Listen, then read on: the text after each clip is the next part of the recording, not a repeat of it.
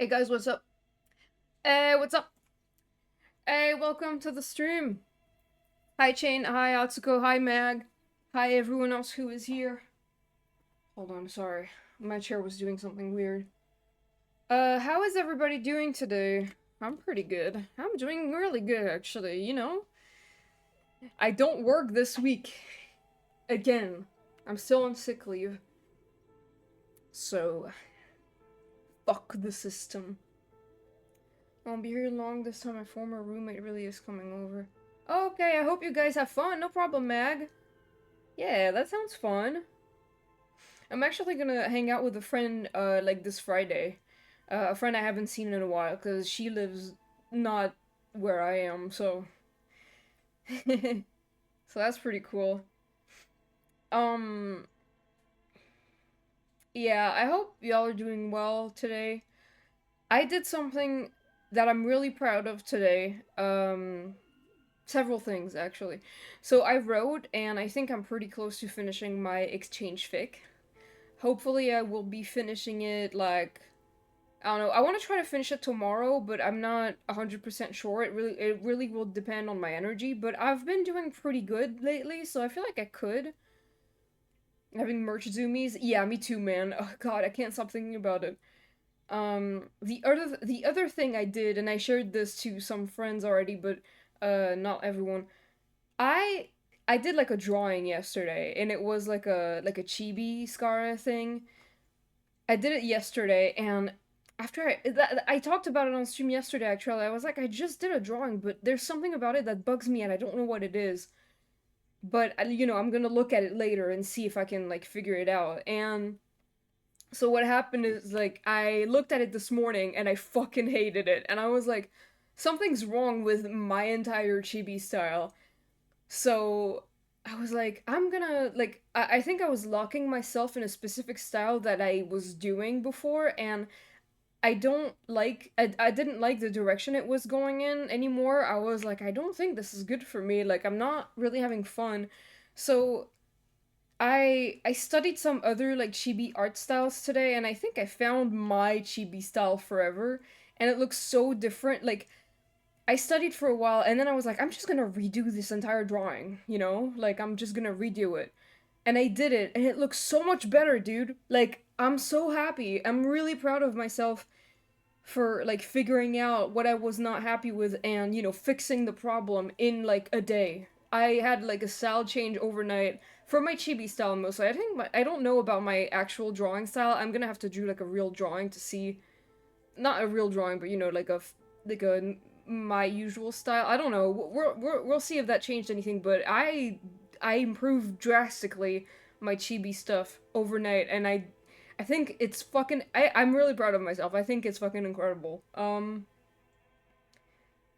really don't want to do the exchange. I'll back out. Oh, Mag. I'm sorry. I hope you can, find the motivation. Um, at some point, you can do it. I believe in you.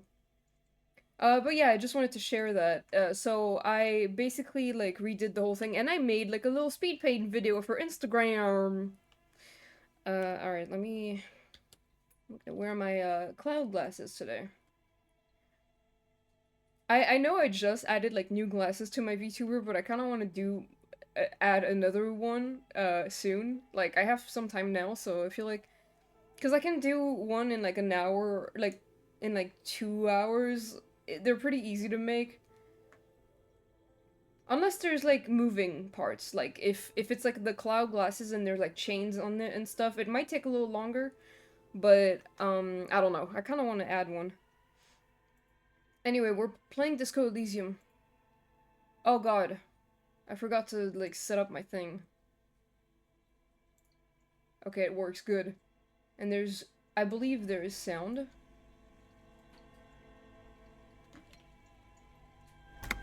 All right, so we stopped at this last time. We put the body in the fridge, but I can't really do anything about the body in the fridge at the moment. So A thick layer of coal dust covers the... okay, there's other stuff I need to do.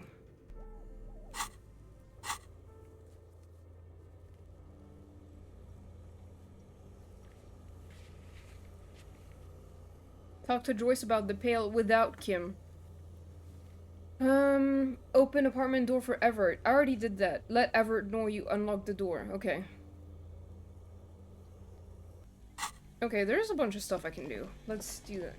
You need to get the Card dice. I do, you're right, but, how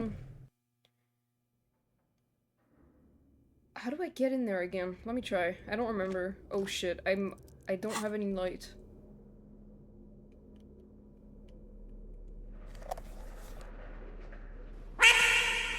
Hey, Zeph! Zeph, what's up? Oh, I also need to do this! I need to do the thing here! Oh my god! Should I do it now? Oh, this is exciting. Your flashlight slides over an old green chalkboard covered in scribbles, sketches, and schemes, like some ancient cave mural. How you doing, Zeph? Some of the Quack. writing has faded with age, but you can still make out sections here and there. Photos and drawings have been pinned to the board. So, Atsuko, there's like a whole section here about like a... Oh, you'll see. It's like a board game thing, but it's like really good. It's a bunch of like deep lore of some stuff that happened in this place. I don't know. I think it's really cool. I said flashlight. Flashlight. You're alive? Oh, Zeph, I'm glad you're alive at least. These lithe, pointy-eared creatures appear to be different types of welkins. You make out autumnal candle welkins casting wax-based magic. Wax-based magic?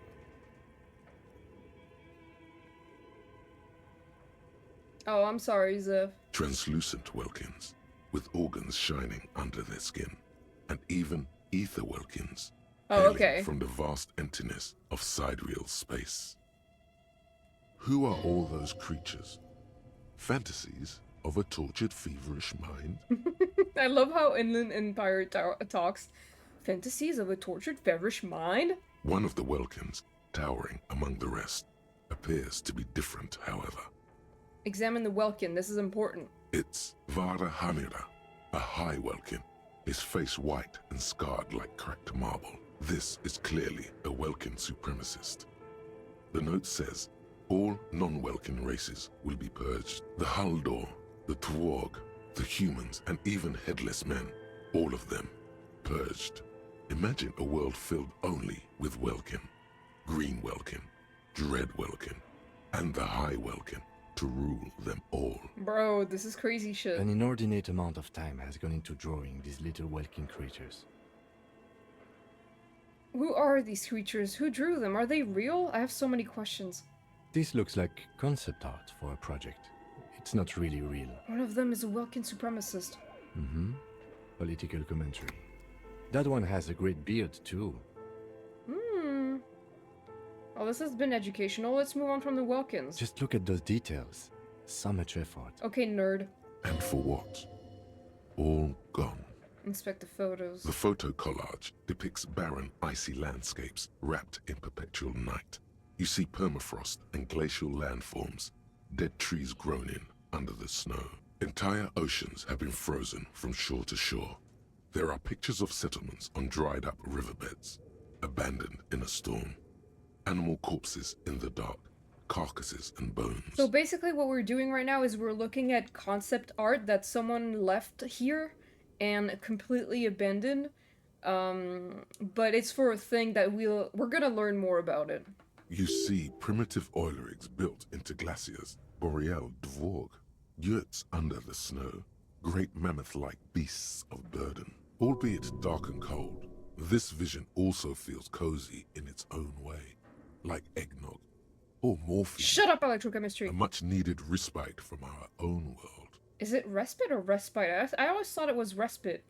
A pinned postcard reads, "The heat death scenario.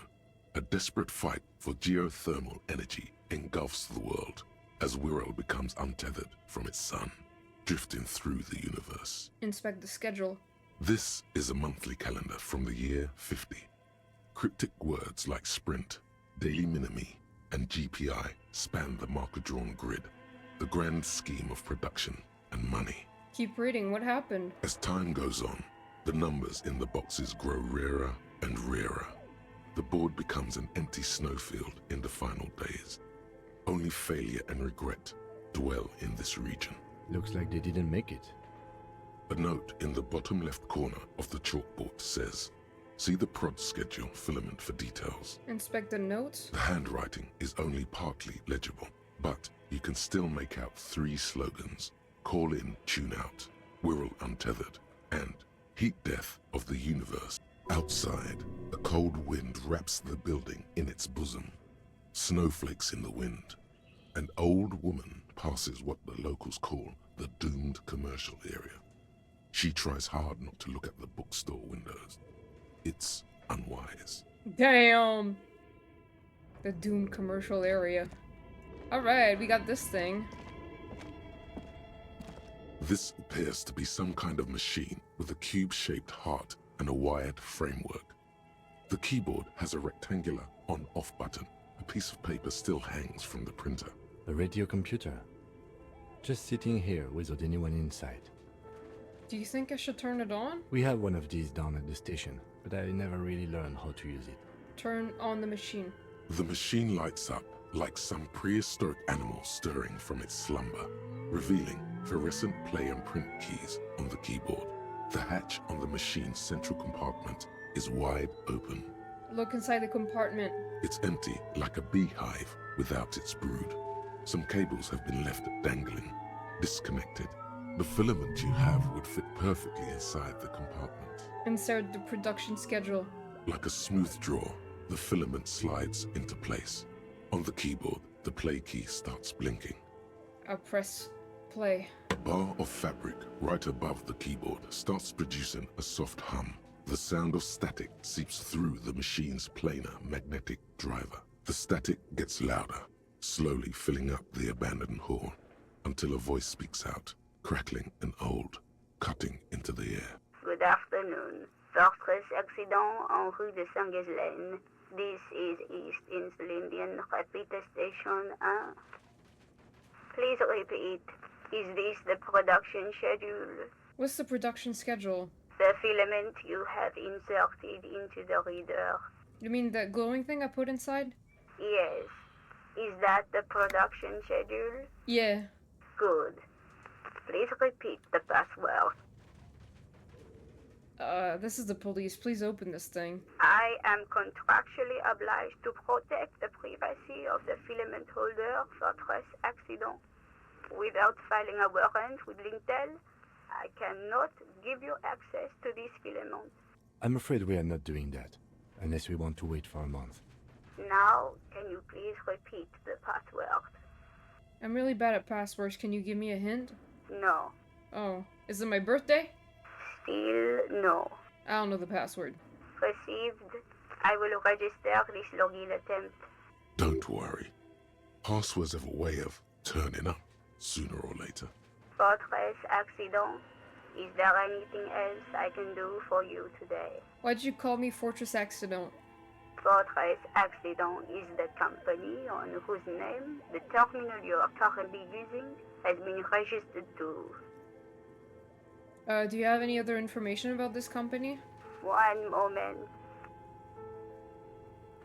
Fortress Accident SCA produces revolutionary interactive call-in radio games. That's what the catalog says. That's not bad. Wow. And what's that, this interactive call-in radio game? Any other questions?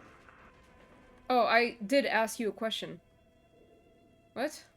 Fortress. One Fortress. That's not bad. Any other questions? Okay.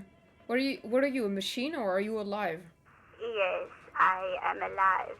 I am 74 years old and my name is Yvonne. She repeats passwords. Programming people are all paranoid. Yvonne, my partner tells me that you're here because radio computer guys are all paranoid.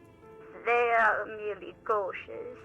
It's my job to protect their filaments as a password repeater at the East Insulindian Station. Okay, but where are you? How'd you know where I am?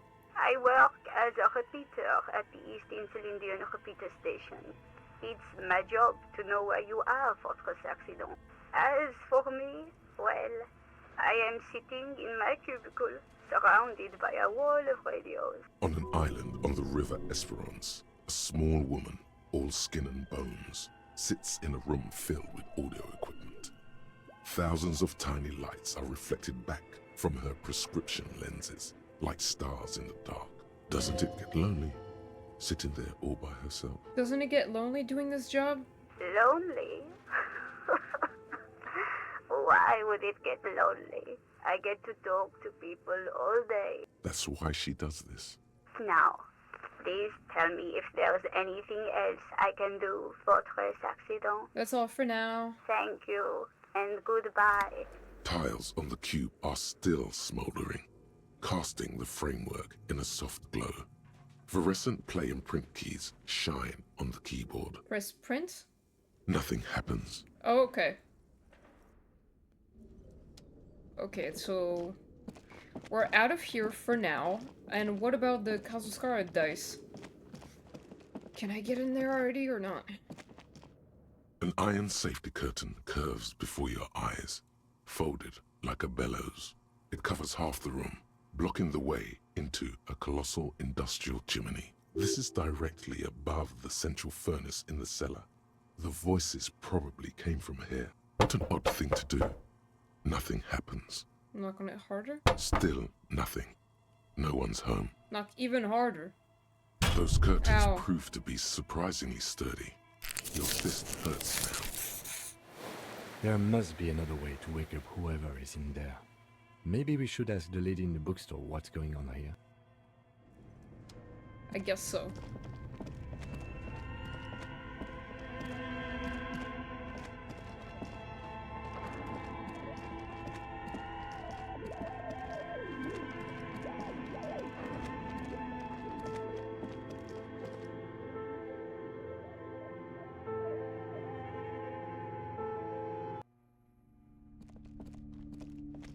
Hey, lady! I'm shining the flashlight into her face. Broke down? The back door? The wards? The door? It's all gone now. Dark psychic energy leeching onto my shop. Sometimes it's necessary to resort to extreme measures. I suppose it's all over now. I guess there's no escape. Look at me shining my flashlight into her fucking eyes. What are you talking about? It's just a door. Just a door? This place is cursed, detective.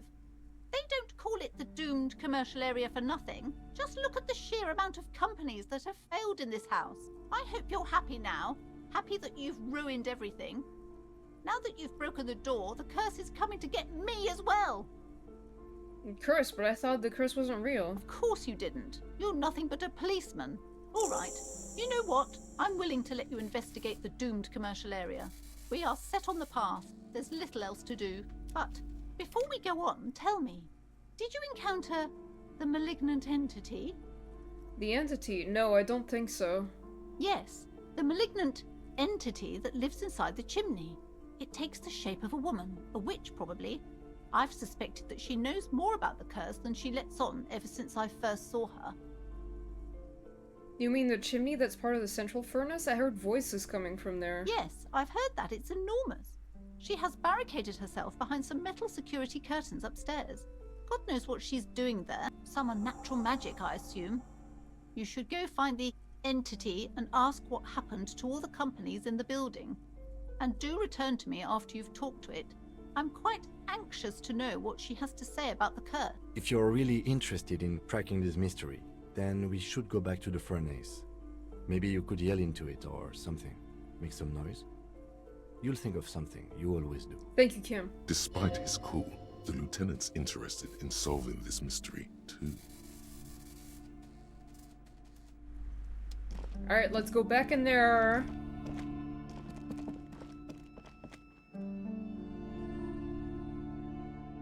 Man, I fucking love this game. Just playing it is just, ah!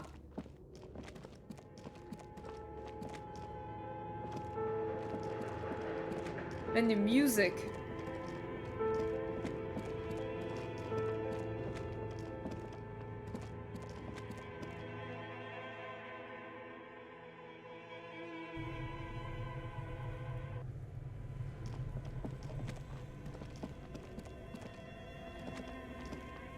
thick layer of coal dust covers the furnace, coloring it pitch black.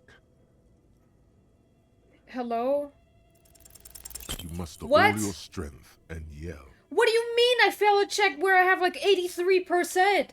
Bro, I just said I love this game, now I hate it. What's wrong with my fucking run? Like, I'm cursed. I'm literally cursed. Your dehydrated, hungover throat can produce little more than a dry croak. A lifetime of smoking and drinking will do that to you. The chatter from the chimney continues on as before.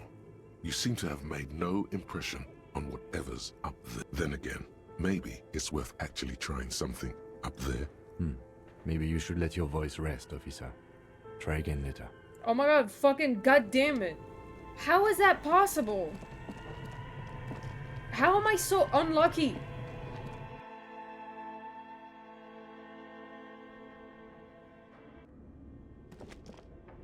Man, whatever.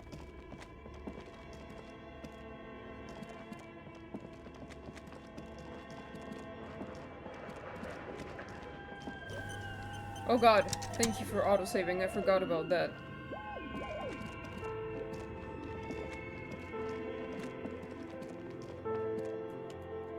Bro.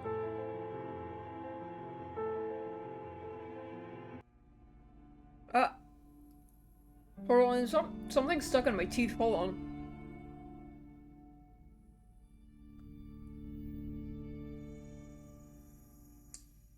Okay.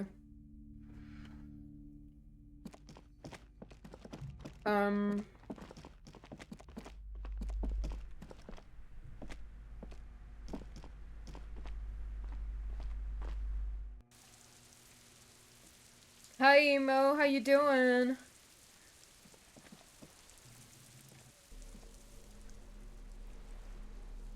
I'm gonna remove the flashlight. I don't want it to shine all the time. Okay, it's almost 7, so... I have 2 skill points I can spend.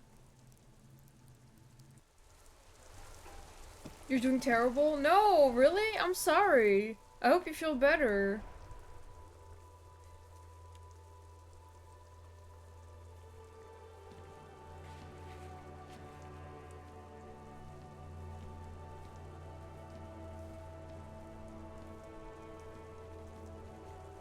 Let's see what I can do.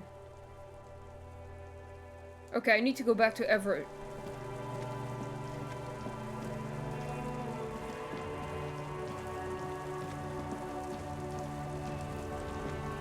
Story, but it's a long one. Oh.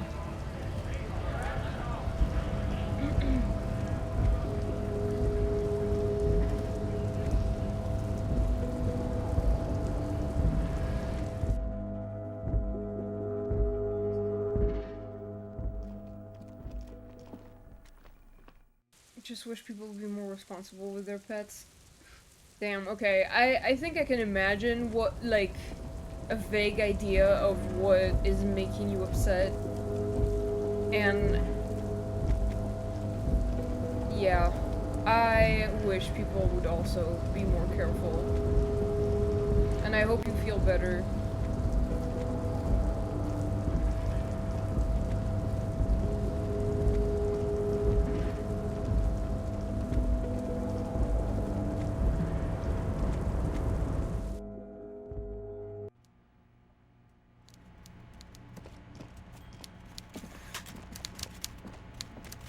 Hey, man. Mr. Dubois, a pleasure as always. You don't have to sit down this time, Oh, since thank you've you. already sat on that chair. I opened the door you asked me. Can we discuss the murder now? I'm very glad to hear that, Harry. One question.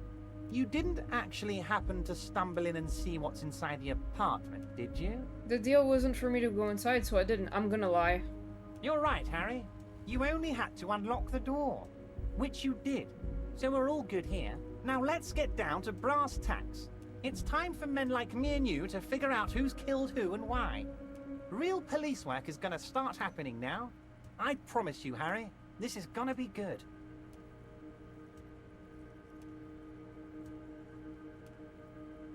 I've heard about a connection between the lynching and the strike. I'd like to hear what you know about it. By now, I'm sure you've figured out who the dead man was working for. The bad guys. Wild Pines. Sent to scare us. Another violent measure of the top hats against us flatcaps. I'm listening. Harry, this strike is the culmination of many, many mistakes made by the Wild Pines group. They tried to shut the strike down by sending in armed mercenaries. You mean our victim? A security contractor? Can you imagine that? Workers standing in peaceful protest, united in the spirit of fellowship, and they send hired killers to mow us down with machine gun fire. I'm talking beasts. Hardened killers from proxy wars in Yisut, Semenine, Saramaritsa, you name it, they've done it. Raping, killing, burning villages, killing little children for the Senorita Pineapple Company, Harry. Everything they did there, they brought over here. They want to turn Revachol into a third world slum. Honestly, the only thing they didn't do is kill the village elephant. Hold on, you have a village elephant? No, Harry, the elephant is metaphorical and so is the village, but the mercs and their brutality are very real. Go on. Now, I haven't personally witnessed the brutalities out there. I have the luxury of staying in my container, you see. If I need to go somewhere, they just move my container. They move the container? Yes, I'm an old man, Harry. My legs aren't what they used to be. They lift my office with that big crane. It's actually very fun. You should try it. But enough about me and my fun container. The killers the company hired, I think there were 3 of them, all hardened commando types. One of them got downright suicidal, getting drunk, violent, a little rapey. Even their own negotiator couldn't control him. That's your boy, the one who likes hanging out and trees. By negotiator, you mean Joyce? Harry, what you need to realize is, we dock workers are not pushovers. He's just completely ignoring Kim. We got grit, Harry. This whole neighborhood does. Push us hard enough and we push back. And when we do, we push to kill. Wait, the whole neighborhood is in on it? Potentially, Harry, potentially. We got arm wrestling champions, rowing club people, ex-coal miners, tough guys, all ready to spring into action for their home base. Who exactly did the pushing? There's a militant wing inside the Union. A group of people whose duties don't involve manual labor, but peacekeeping in the neighborhood, making sure everything runs smoothly. They're like you guys. Idealistic people who want to make sure bad things don't happen. And if they already have, well, punishment must follow. So when it's dark and I'm driving home and I see oh god, hold on. I see a dude on the side of the road, so I slow down and suddenly there was someone. Oh.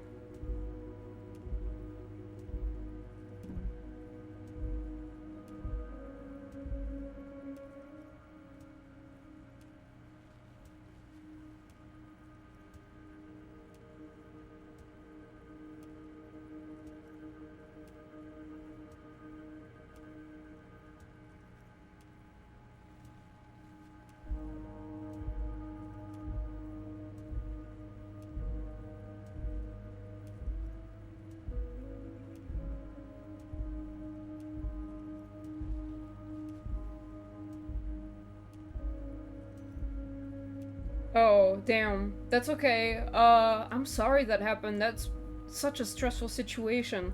I can't imagine how I would have felt. It probably feels horrible. I hope you feel better. I hope, like... I hope it's fine, and at least, I hope the owners take it to the vet or something, at least to be sure. But yeah, like, it's crazy that the person just didn't seem to give a fuck. So these idealists killed our victim? One day Titus Hardy, leader of this peacekeeping faction, comes up to me and says, "Boss, socialist democratic fervor drove us to take it upon ourselves to kill this beast that was burdening the land." He probably worded it differently, but Yeah. that was the idea. He probably did. Sure sounded to me like they killed him. I gave them 2 weeks paid leave and told them to lay low to avoid retaliation. Imagine you kill a guy and your boss is like, okay, just go on leave, like paid time off. You deserve it. Aren't you worried we might arrest them for this? I'm gonna strangle this man next time I see him, I swear. That's justified. Oh, I'm not at all worried about that. These are not the kind of men who get arrested. They're Martinez boys, tough and gritty. I'd like to see the man who takes them in. Besides, I sent my lawyer girl to look after them. If he's just boasting, then it sure doesn't feel like that to you. He's not worried. How do you know the mercenaries were hired by the shipping company? How do I know? Let me tell you about these people. That's their MO. It's what they do. Last winter, some poor workers in Terminal E went on a little strike. The company sent in Sediment, a security contractor. The strike was over the workers' right to wear protective footwear, Harry. Oh my god. Ugh. These guys turn up and start beating people. Tell you what, Harry, I wouldn't be surprised if we got the same mercenary company after a little rebranding. And I'm sure as hell not surprised to see an army of scabs under my gates. So you believe the scabs were organized by the security contractor? You said it. Hell, one of those guys looks big enough to take down that proverbial elephant. Boys like that don't just happen to show up during strikes. The name of the company is Krenel this time. It might have been Sediment before. Of course. You're always one step ahead of me, Harry. I'm no genius. I'm in this position because people like me. You mentioned a lawyer girl? Oh, Liz is a bright one. I paid for that law degree myself, thinking it'll probably turn her all fancy. But hell, Harry, she came back a firebrand socialist. Sometimes she scares me with her zeal. Yeah, she's kinda insane. Tell me about Titus Hardy and his crew. Oh, they are simply fine young men. Really? All 7 of them. Exemplary union members. Always Yeah. working to advance their position in the local socialist democratic movement. Core members. Old Theo used to run them, but things really kicked into gear when Titus took the reins and named the group after himself.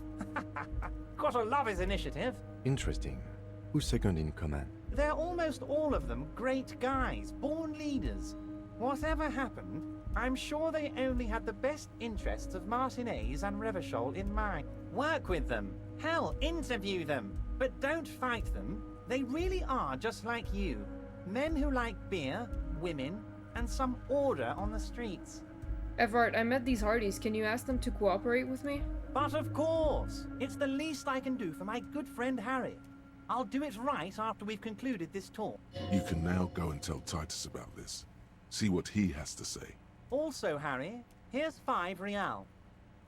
Wait, why are you giving it to me? I'm not giving you anything. I'm just holding out 5 real. I don't need it. I only wanted you to help me with the Hardy Boys. Oh, I wasn't offering it to you, just holding it out there.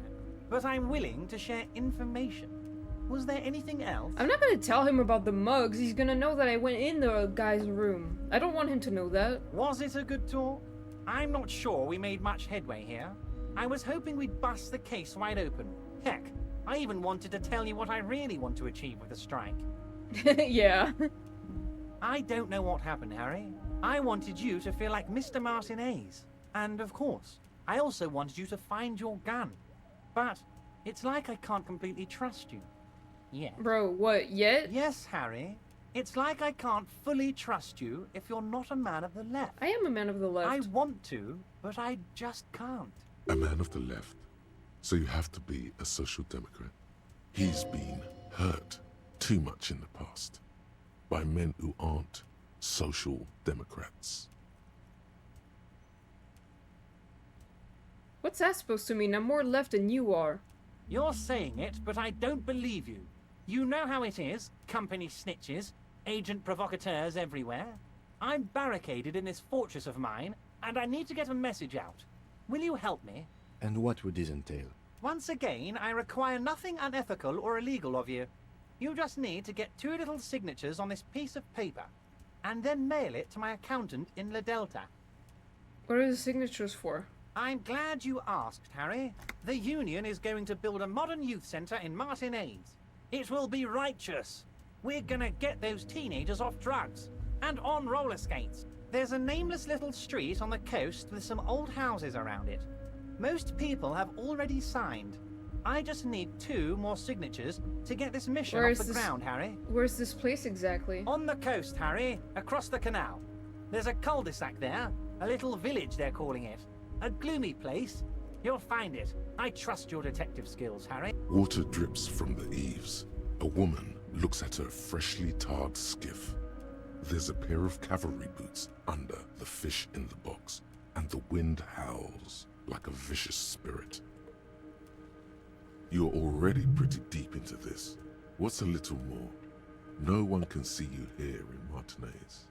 Well, what will happen to the current occupants? They are just gonna have to deal with the construction noise for 6 months, and then they'll be living like kings.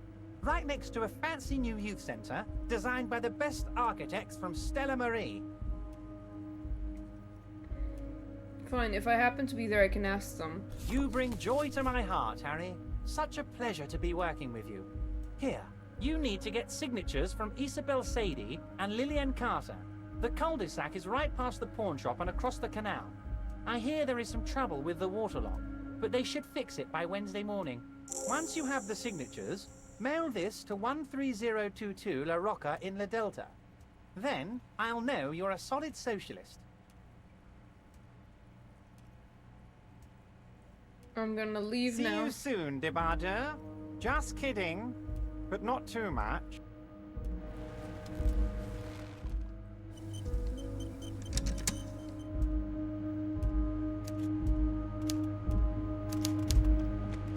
Okay, I got a bunch of skill points, so I need to do something about those. Put them in places.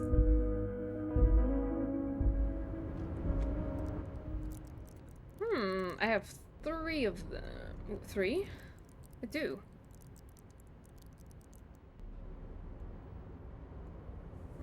Okay. Let's see.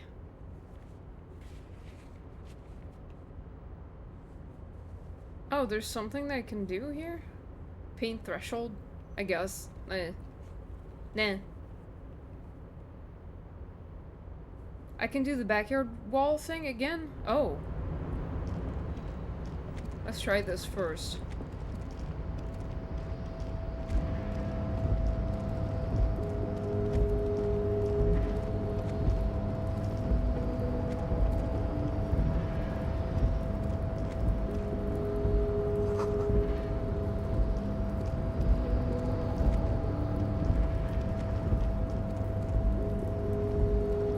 I'm lost. Oh. I have to go down here.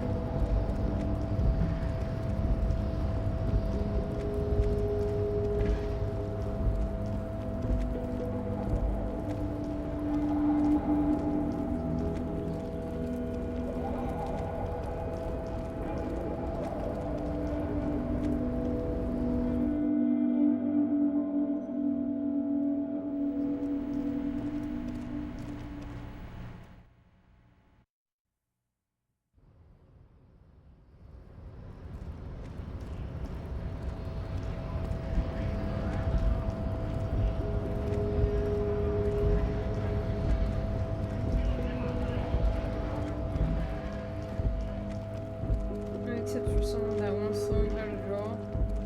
I have no patience, so I'm dropping everything when I'm not perfect at it.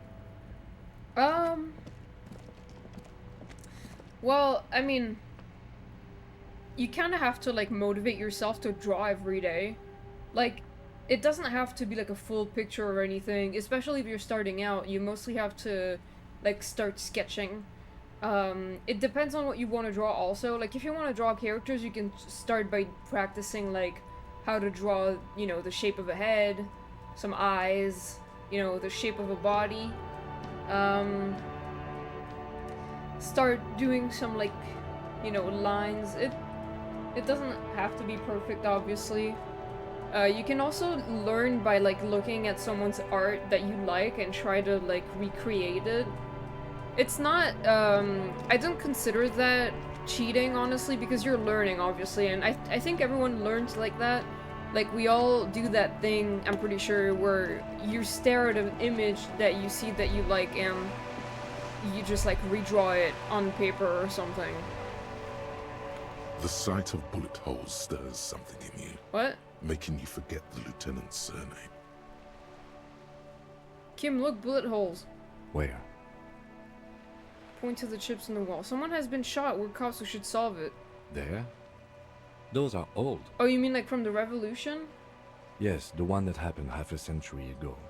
Those bullets were fired during the revolution and do not warrant an investigation by officers of civil law. Yeah, good luck. Honestly, you can. I feel like everyone can do it if they really try. So, Not much. I don't have a fresh perspective on it. Shall we go? alright, we should go.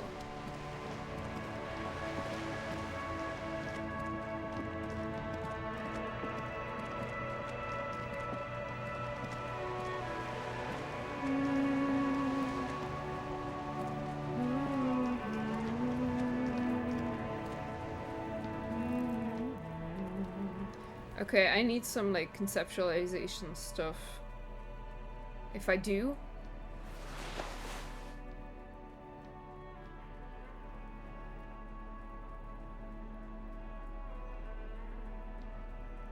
Conceptualization.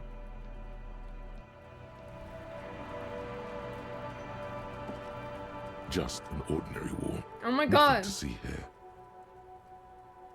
Why am I still looking? If I fail this, I'm gonna cry. Yeah. Why? It's a wall. An ordinary wall. I can't count on shit. I just want to draw Kim being sexy as hell. You know, what you could do is like grab some reference of like a man looking sexy and just draw Kim over it. I don't know. Why must we stop to look at this wall every time we pass by? It's a cool wall, Kim. God damn it. Well,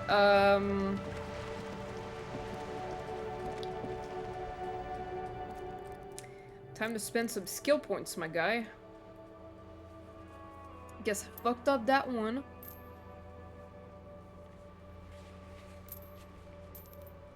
Okay, which one should I do?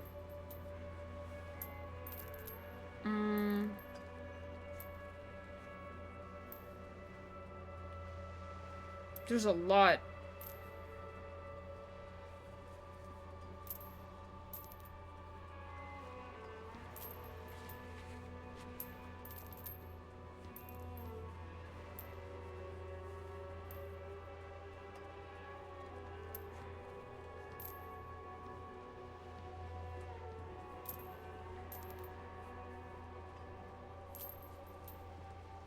Oh my god, okay. I think I'm gonna put a point in Half-Light.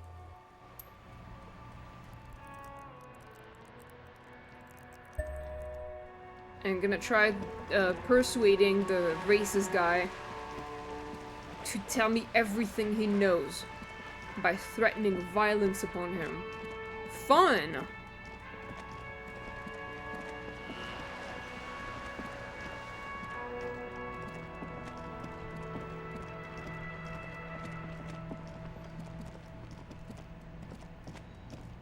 I'm gonna kill you! Okay, maybe clothes for Half-Light. Do I have that? No. Do I? Do I not? Half-Light! I have gloves for Half-Light. Okay, and now... Half-Light. Okay, I think I'm good. Hey, man. You're dead. Looking for something, Hunt? Come to tell me to fuck off again? Make him tell you what he knows. Men Yes! like this only respect two things. Show me her Strength lorry. and fear. Show me her lorry right fucking now. The lady driver's lorry. Where is it? Yeah! Fuck you, I told you. I'm not gonna... There. His voice grows smaller as yours. I've been to your fucking lorry. I know where it is. I'm gonna burn it down. You hear me? Look, fuck you, man. It's some lorry down there. Green, banged up thing. I don't fucking know who she is. When did she go away? I don't know. I don't even know her name. She just rolls with the fleet and acts like a big shot. Some dyke, probably. I haven't even seen her for days. Now it's not a big deal for him anymore. This is how he saves face. Where exactly is her lorry? Past the monument. Down there. The Green Temple. Now, leave me the fuck alone, okay? Oh, you're such a A douchebag. small temple by the monument. Green. Let's get into that lorry. Looks like he got his adrenaline up, too. I'm going. Fuck you.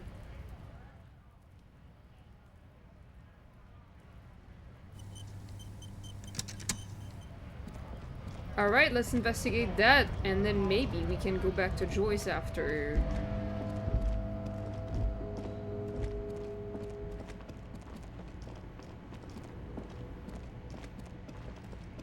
No, no, no, no, no, no. This screen found, A to Z, contemporaire, is parked in the shadow of the ruins looming overhead. It's seen better days. Y'all ever think about how wild, like, the fact that, you know, in English, when you spell out the alphabet, in American English, you go to the end and it's like Z, right? But I think in like the UK, it's Z. And in France, we also say Z. And I'm just like, where did that D come from? Like, what is that? It's probably because of, it's like Zeta? I don't know. Like the Greek letter Zeta? I don't know why I'm thinking about this. This must be the one he I mean, told us about. he did just say Yes, he was Z, lying. so... Try peeking the window. The glass on the side windows is tinted and covered with dust. You can barely make out the shape of the seat and 2 steering levers. It feels like you're peeking into someone's home residence. Inside it's private, cozy, warm, dusty too. Try the door handle. The door is locked. The handle looks shiny, like it's recently replaced. How are we going to get this open, Kim?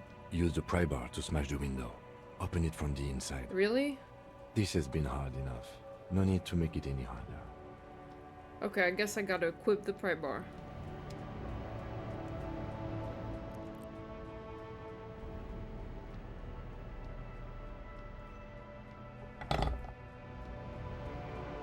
This screen found, A to Z, contemporaire, is parked in the shadow of the ruins looming overhead. It's seen. Do I have any clothes that would improve my chances here?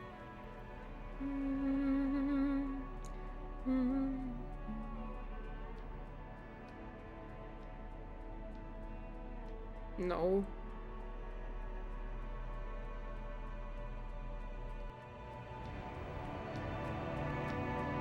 This screen found, A Let's to try Z, it, I guess. pry Ow. bar in hand. You take a hard swing at the window. A loud thunk rings out and the pry bar bounces back, leaving a tiny spider web on the glass. I'm sorry, it didn't happen. This has been hard enough. No need to make it any harder. He smashes it into the window. Oh, thank you, Droplets of Kim. glass fly everywhere, shattering over the lorry floor and pavement. You can just reach in now. Nice. It went better than I expected. Open it from the inside. The smell of cigarettes and perfume welcomes you. The cabin inside is plastered with old movie posters. Actresses smile from the walls. There's a radio transmitter in the front and a toolbox tucked under the driver's seat. Some tools lie scattered near the pedals. Admire the posters. These are movie posters featuring starlets from long-forgotten films from the 20s, the teens, even the 90s of the last century. One of them particularly catches your eye, a centerfold of an ingenue attached right above the back seat. Study the centerfold. The actress is draped in a sheath dress, one of her shoulders bared. The faded remains of an autograph run across the poster. She's looking past the camera. A feeling of tenderness washes over you. A longing even, perhaps. And gentle tragedy. Wait, doesn't she resemble someone you know? But you can't put your finger on whom exactly. Enough of the posters. The actresses and the rear actor all smile you a warm goodbye.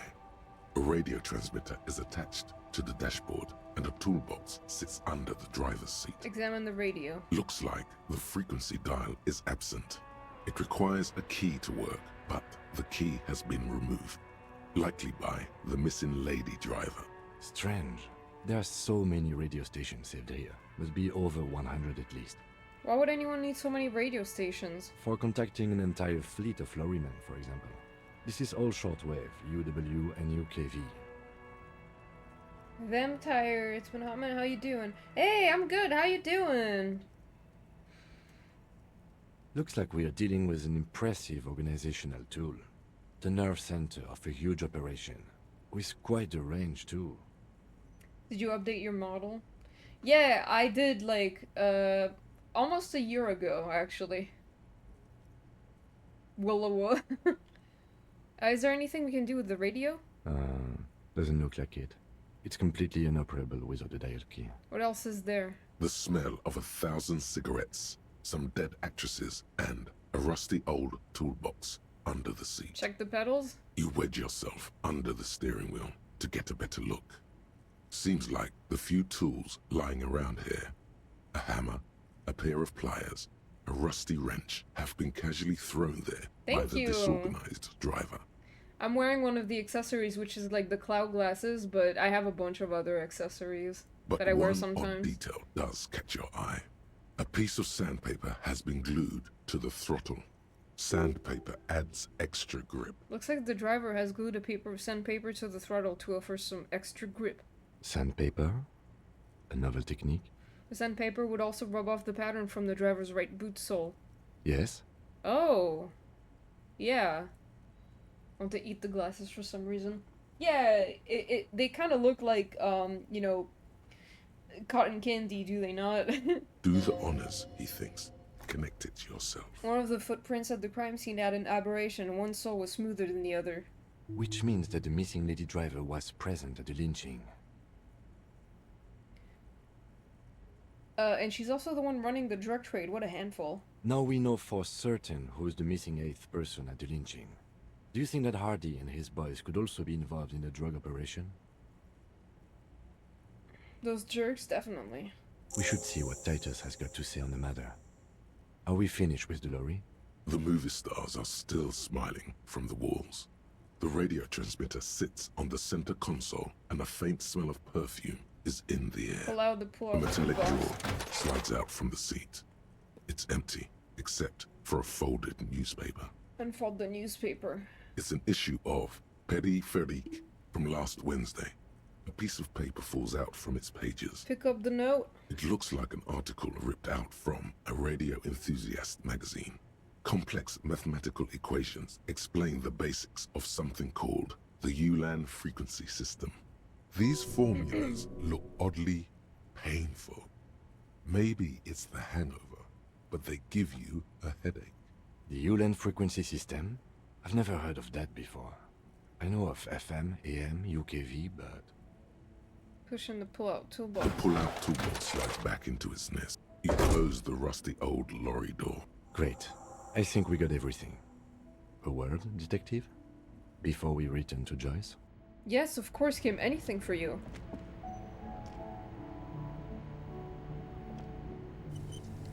Alright, we've finished here. Let's quickly debrief and go over what we found, so we don't do it in front of the company rep. Seems like something police would do. What do you think of all this, Kim? Honestly, I'm quite worried by what we've seen so far. The evidence seems to point to a rather extensive and well-organized operation. I'm especially intrigued by that radio transmitter, particularly the sheer number of stations it can connect. Looks like this alleged drug trade casts a wide net. I'm not sure what the Ulan frequencies are all about, but they may hold some significance. Perhaps it's a better way to connect between fleets while avoiding frequency bleed, or maybe it's used to tap into RCM networks. Listening in on your calls between you and your station. A worrying prospect. And last but not least, it looks like the Hardy boys knew this driver, as we know that she was present at the lynching. This may be the Union connection we've been searching for. The probe and the case converged, he thinks. This was quite the find. What about the movie posters? How do they factor into all this? As elegant as they are, I don't think they are relevant to the drug trade.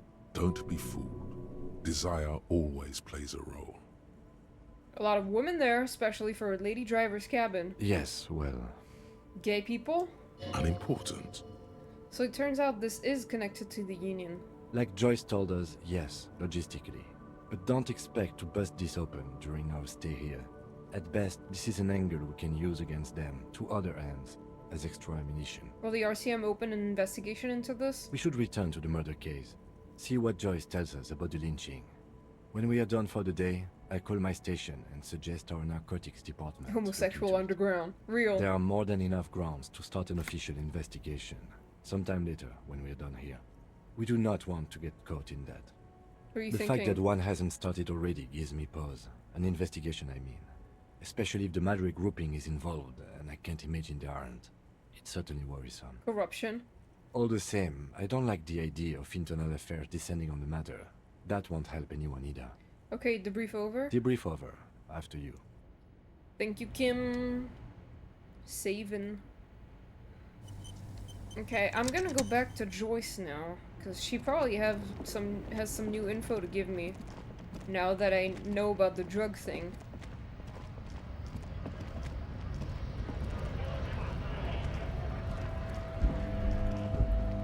Damn, that felt good.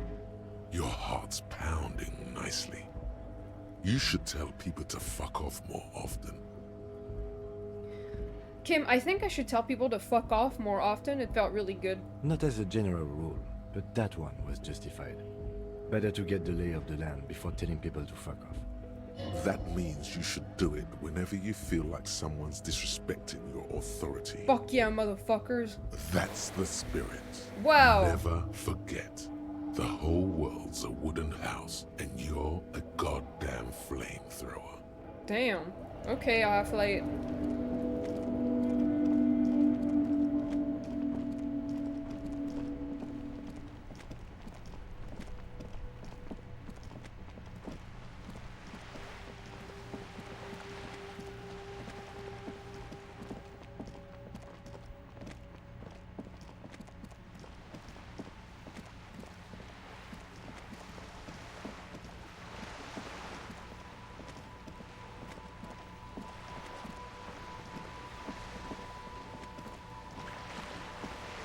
Hey, Joyce. You're back. Good. What can I help you with? I spoke to the lorryman at the roundabout. Yes, my eyes on the harbour have sent word to that effect. What have you discovered? Where exactly are these eyes located? It doesn't really matter. And I do apologize for the surveillance. Wild Pines can't afford to be blind at a time like this. In any case, it's a relief to know someone has looked into it. If I may Hello, ask, rich will green there be an lady. official investigation? I assume you discovered there is an operation. The lieutenant is about to interject. Cut him off. This decision should be yours. Oh, let the lieutenant handle it. He's fine. If there is an investigation, it will be part of an ongoing operation, subject to confidentiality. I am sure you understand. Of course, detectives. In any case, you've held up your end of our arrangement. I trust you with the rest. Now it's my turn. I wouldn't normally break protocol like this, but the situation demands it. If you don't solve this murder, I'm afraid we may have a bloodbath on our hands. The words bloodbath sound cold in her mouth. They taste of iron and strawberries. What was that about a bloodbath? Yes. I'm afraid this strike may descend into a small-scale civil war, with possible consequences for all of Rivershoal West. Since you are sharing, ma'am, this is also the RCM's worst-case scenario. Then we're on the same page, as grim as it may be.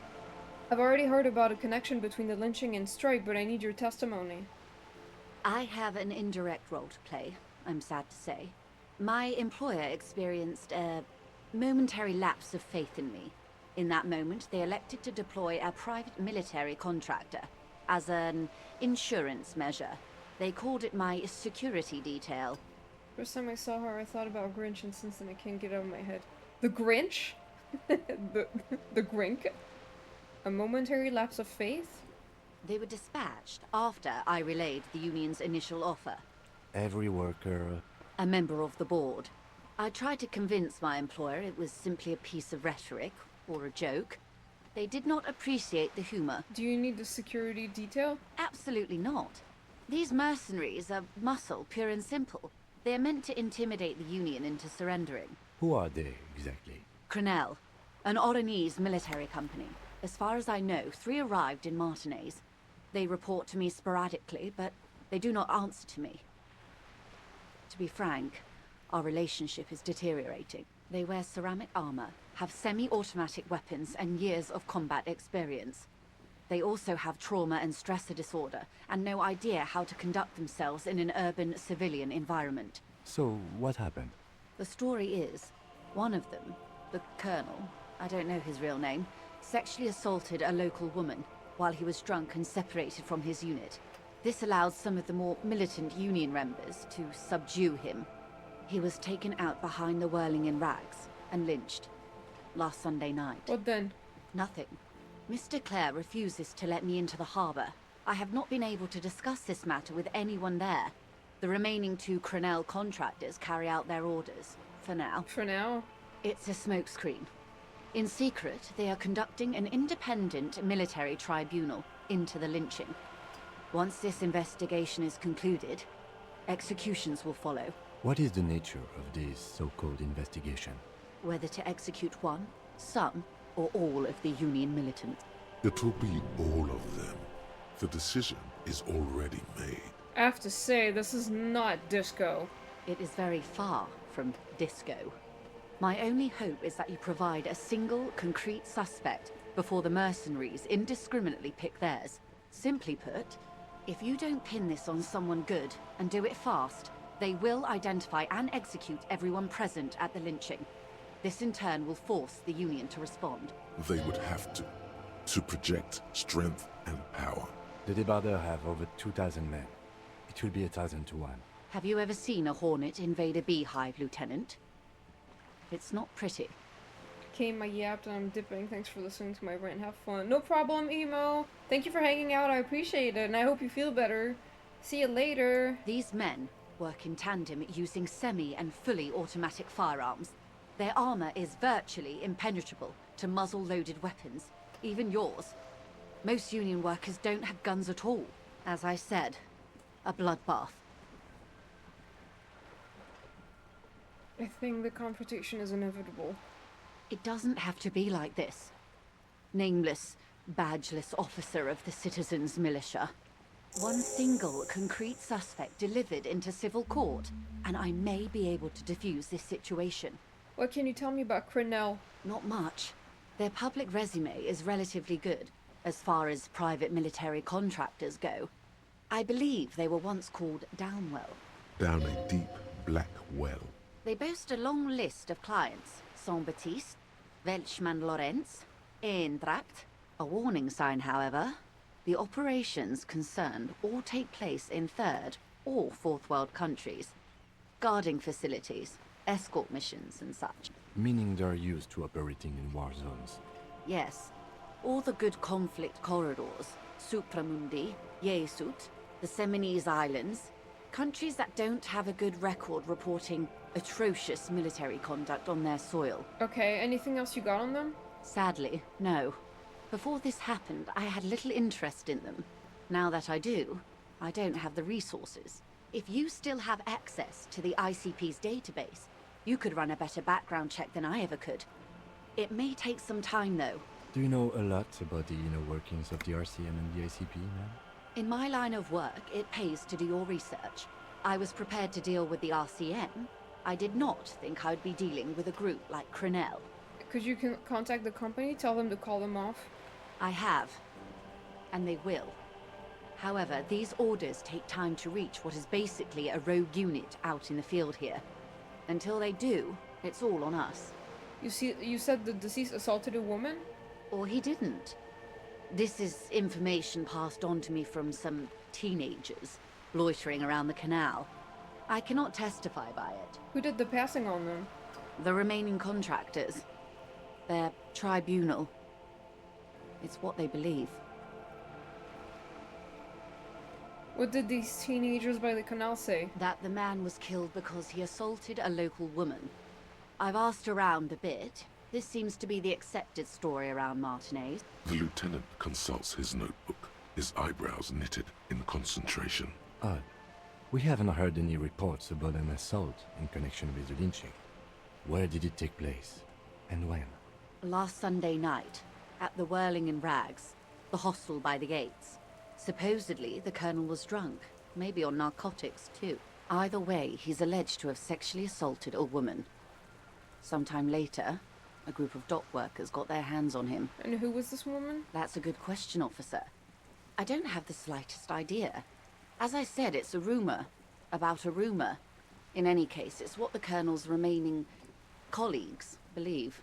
You'll meet her soon enough, you feel. This colonel, the one who was hanged, did you know him? If you mean did I see him alive, yes. But I did not know him. His name was? Lely. His service name. A nom de guerre, most likely. He wouldn't divulge his full name. Only one of them did. A bad sign if there ever was one. Tell me about the others first. One is a man. Corty, they call him. A nickname as well. The other a woman. Phyllis DePaul. Corty is the gunner, I believe. DePaul is a radio operator. What would you say was his eye color, the deceased's? She closes her eyes, trying to picture the man's face, then shakes her head. I can't remember. That's all right, then. Anything else? Nationality? What would you say was his age? He was 40. Or 50. It's hard to say which. He had a combat injury on his lower jaw. It made it difficult to estimate his age, or gauge his facial expression. Indeed. This matches the dental reconstruction we saw on the body. What else? Nationality? Accent? He was, Occidental, I think. Light brown hair, a mixed accent. Oranese. Or Messinian, maybe. His injury gave him an accent all his own. In a way, it was humanizing. He had to learn to speak through it. Through the injury. That's all I know, I guess. I only met him once. Where are the remaining 2 mercs now? They've gone to ground, as it were. I don't recommend seeking them out. For one, they're almost certainly armed to the teeth. They don't have the same respect for the Revachol citizens' militia as I do. To put it bluntly, they think you're vigilantes. Ghetto savages. It will not be a fruitful meeting. Vigilantes.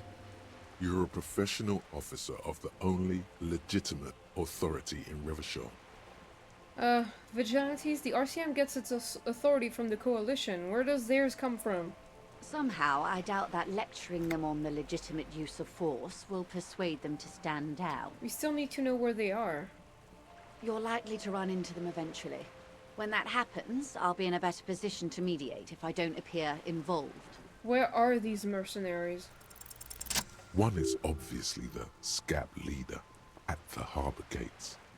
The one chanting the idiotic slogans. He's barely maintaining his disguise. The other has a vantage point in a building south of the roundabout. They were keeping tabs on you while you were canvassing the lorry drivers. One must be the goon in ill-fitting work clothes by the harbor gates, the scab leader. That may be so. I still hope you heed my advice. There's no need to kick the hornet's nest. For all your talk of averting this catastrophe, the situation at the gate is a Catastrophe. powder keg. Does this not bother you? Of course it bothers me, Lieutenant. But my hands are tied. How would my employer react if it appeared I were intervening on behalf of the Union? Your concern may be appearances. Ours is keeping the peace. One is probably in building overlooking the roundabout. That would afford a good vantage point. In any case, it's practically inaccessible. Where is your radio for contacting them, if I may ask? Do you have an earpiece? Heavens no. I'm not an undercover agent. There's a short wave at the ship's wheel. I had another question for you. I hope I can answer it better. How much time do we have? Until the executions start? Truthfully, I don't know. It depends on their progress identifying the members of the lynch mob, and their impatience. They don't report their progress to you? Not on this matter. I'm afraid they consider this a personal initiative. 5 days, not more. Maybe sooner. It's a matter of days, not weeks. That's enough for now. I am sorry to have been the bearer of bad news. If there is anything else I can help you with, please ask. Now can you tell me about these tattoos? Of course. Excuse my hesitation before. For about half a minute, in silence. It was taken with a trigette not long ago. This is the man's upper body. There were no more markings on his hands or legs. Her mouth is relaxed. The accordion lines near her mouth vanish. The pearls of her eyes move slowly on the photo's surface. What do you think? Sorry. I was trying to see if I can read the web of interdependencies between these points. The stars. I can't. But that's how you read this story. The points themselves don't have letters, numbers, anything. Their size, location on the body, and distance from each other tells you what they represent. Like stars in the sky? Close. Port cities. This is an Oronese map of the waterways, a sailor's tattoo worn by wayfarers of the Dolorian century. Over 300 years ago, the sailors would mark their bodies to map their travels. What is the use of this map? The sailor's soul would use it to fly back home if they should die abroad. This is a sort of contraption to be reeled back in by. The silver cord, they would call it. Where is he now?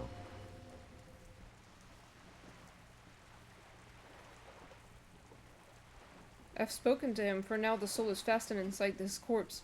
That is precisely what the sailors feared when they drew these maps.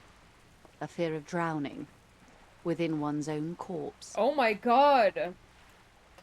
Drowning within one's own corpse? Give me a break, dude. Bro, what the hell?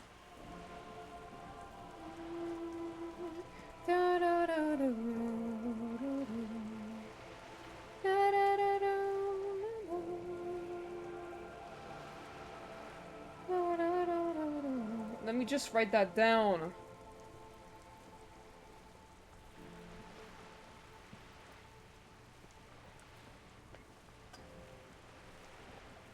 What travels did the dead man make? Quite a few. Vredefort, the Oronese capital, traditionally stands on the right shoulder.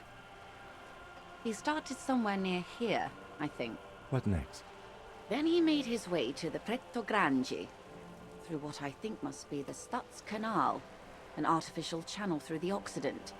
From the Pretto, he sailed to the Insulindic Ocean, first the Semnese Islands, then this. What is that? Revachol.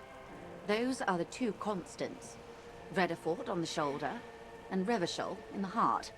They started the tradition of these maps right after the discovery of Insulinde, at the dawn of the Interinsulary Age. The old world passing by, and the new world already here. You said you can't read it. I can't. This man was no sailor, and these are no ports. I can understand geographic fragments, but not their meaning. In Martinez, looking into Krenel, he writes in one. Then the man puts down his pen and rubs his temples with both hands. Outside, there is a siren. Distant gunshots on the streets of the Jamrock Quarter. This man is no brother of mine, but this is his service history. That makes sense to me. We have no more use for a map of the waterways, just like we don't need sailors the way we used to. This is what the custom would morph into on the Occident. Mercenary tattoos. For all the boys looking for adventure, a blood spatter on the seas. Who could tell me more? His platoon members? The other contractors. Though I do not suggest you go and show them that picture. This man was their friend and comrade. You're right. Not a good idea. I am relieved you think so. I don't think deciphering that tattoo should come before public security. That's all for the tattoos. Thank you for your help. Is there anything else I can help you with? Thank you. That's all for now. Yeah, I'm not trying to get killed early.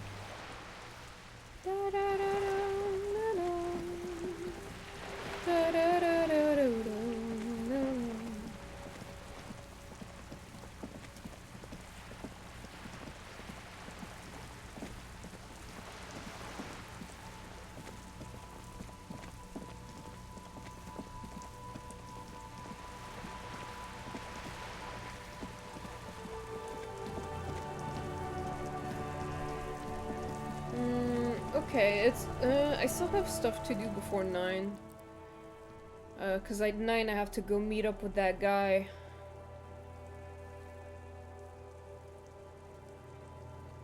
Hello?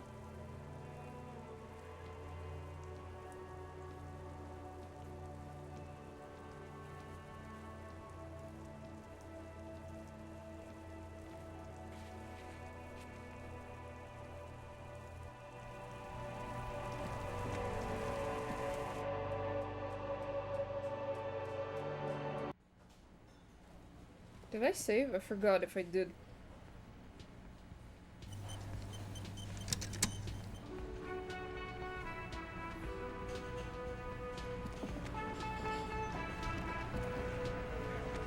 Looks like the circus left town, but the clowns are still here.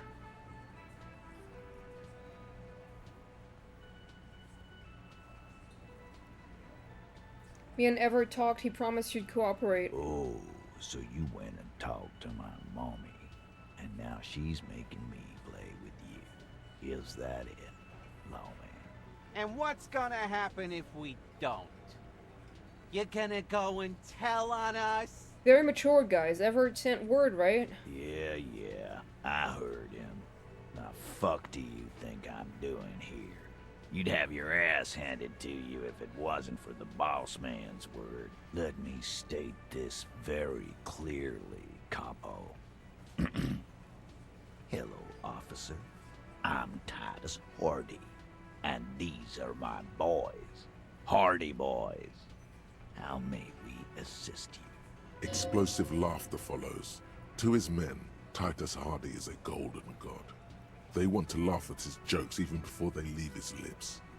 This guy is a born leader. I want to talk about the hanging again. Again, just get the dead guy's autograph, since you're his biggest fan. Good one, Titus.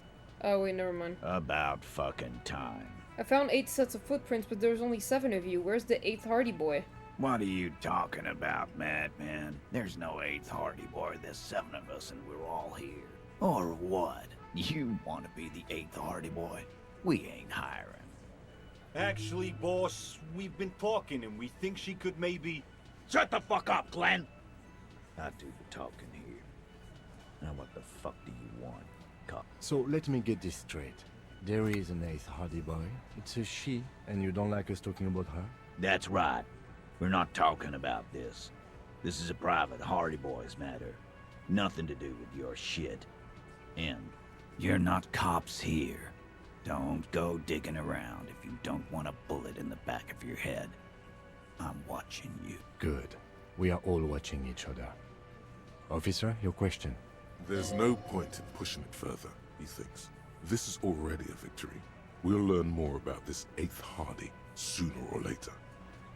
Guess what? I've connected you to the local drug trade. Like hell you have. There is no local drug trade. This place is as clean as a rifle. Go back to Jamrock and ask the local junkies how clean your streets are in Precinct 41 Kilo. We'll do that. In the meantime, did you know that there's an abandoned lorry at the intersection that was used to move raw ingredients for drugs from Terminal B to Jamrock? The person driving it was present at the hanging. It was one of you. We've connected the footprints. Detective, do you want to deliver the coup de grâce?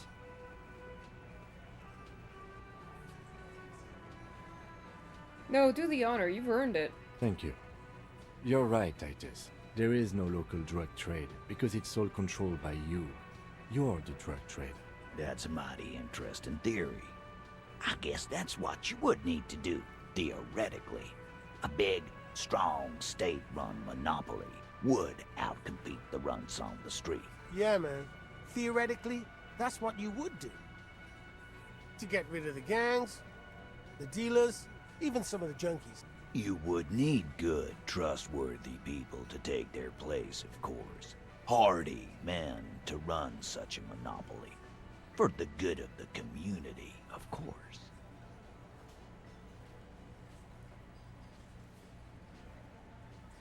This is disgusting. You're admitting to profiting off of poisoning your own people.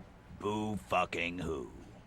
People will always be taking drugs. Might as well do it clean and organized. Yeah, that's what the labor movement is all about. Clean and organized. And the Hardy Boys are running it. Theoretically, of course. We're just talking politics here. My answer to your drug accusation is, how dare you? Go fuck yourself. Not quite yet, Mr. Hardy. There were Thanks. 8 sets of prints on the crime scene. There are only 7 Hardy Boys here. The 8th Hardy, the one who's missing, she runs the thing, right? My answer is, fuck off. Mind your own business. There is no 8th Hardy. I run this goddamn scene. And here we go. Back to the usual. I know! Fatty walked on all fours. He's so fucking fat he left 2 sets of footprints. Go fuck your mom, Dennis. That's more like it, boys. You heard him. It was Angus on all fours. Anything else you need to know? I talked to Joyce, the merc you hanged. His friends are coming for you. Yeah. By friends, you mean his squad mates from Crenell. Oh my god. Wouldn't want to beat up his grandma. Nervous, snickering. There's a rush of adrenaline present. Yes, they are forming some kind of tribunal and they're coming for your ass. This is what happens if you take the law into your own hands. Other people start doing it too. Let them come. The Hardy Boys are right fucking here. You heard the man. Right here. We're armed. We got the whole district behind us. And Glenn. Glenn is fucking crazy. Yeah. A well-oiled murder machine. This Krenel is bad news, you know that, right? The mercenaries are armed with automatic weapons, guys. We got weapons of our own. We got Ister 50s, Zeelagers. Glenn's got a knock cannon at home. Will they pierce ceramic armor? I guess we're gonna see, aren't we? See what, that they don't? Yeah, like you've been up against ceramic armor. You haven't even seen the whole suit, right? I've seen the whole fucking thing, and it didn't make him immortal. This Krenel is bad news, you know that, right? So are the local gangs. The fucking Barmy army and the Madre scum. You've been out there. Seen any around? Yeah. Where are they now, huh? Sent back to Madre in an airtight cargo crate. These people are trained military professionals. Special forces, as you said. They're not a gang or a barmy army. No, they're not. They're uncoordinated and drunk.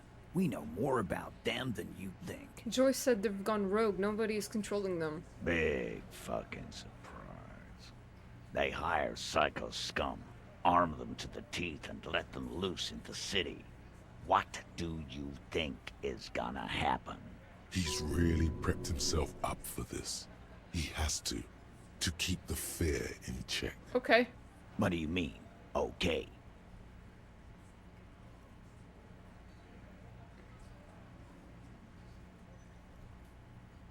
I mean, okay, I'll be on your side when they come. Yeah? Just try not to get in the way when the whoop-ass flies open. Beneath the whoop-assery, it's clear that he appreciates all the help he can get.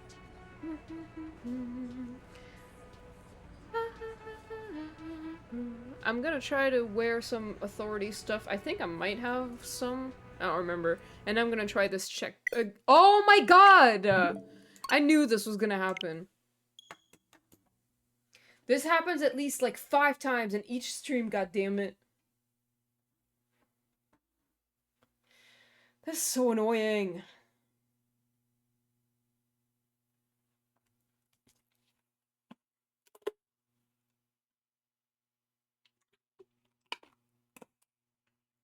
I seriously don't remember the game crashing that often when I first played it, honestly.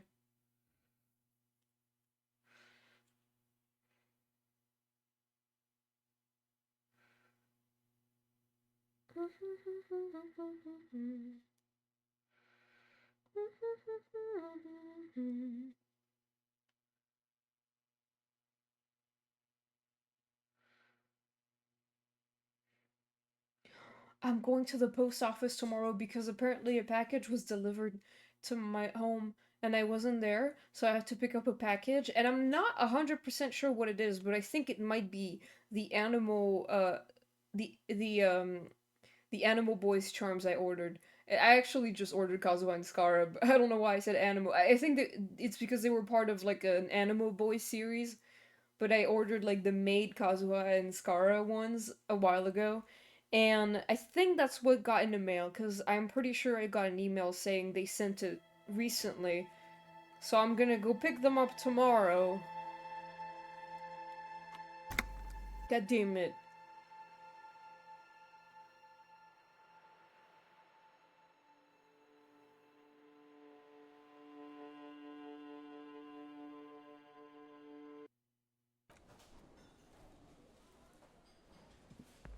Time for this whole fucking dialogue again. I guess I'll just put my authority stuff in.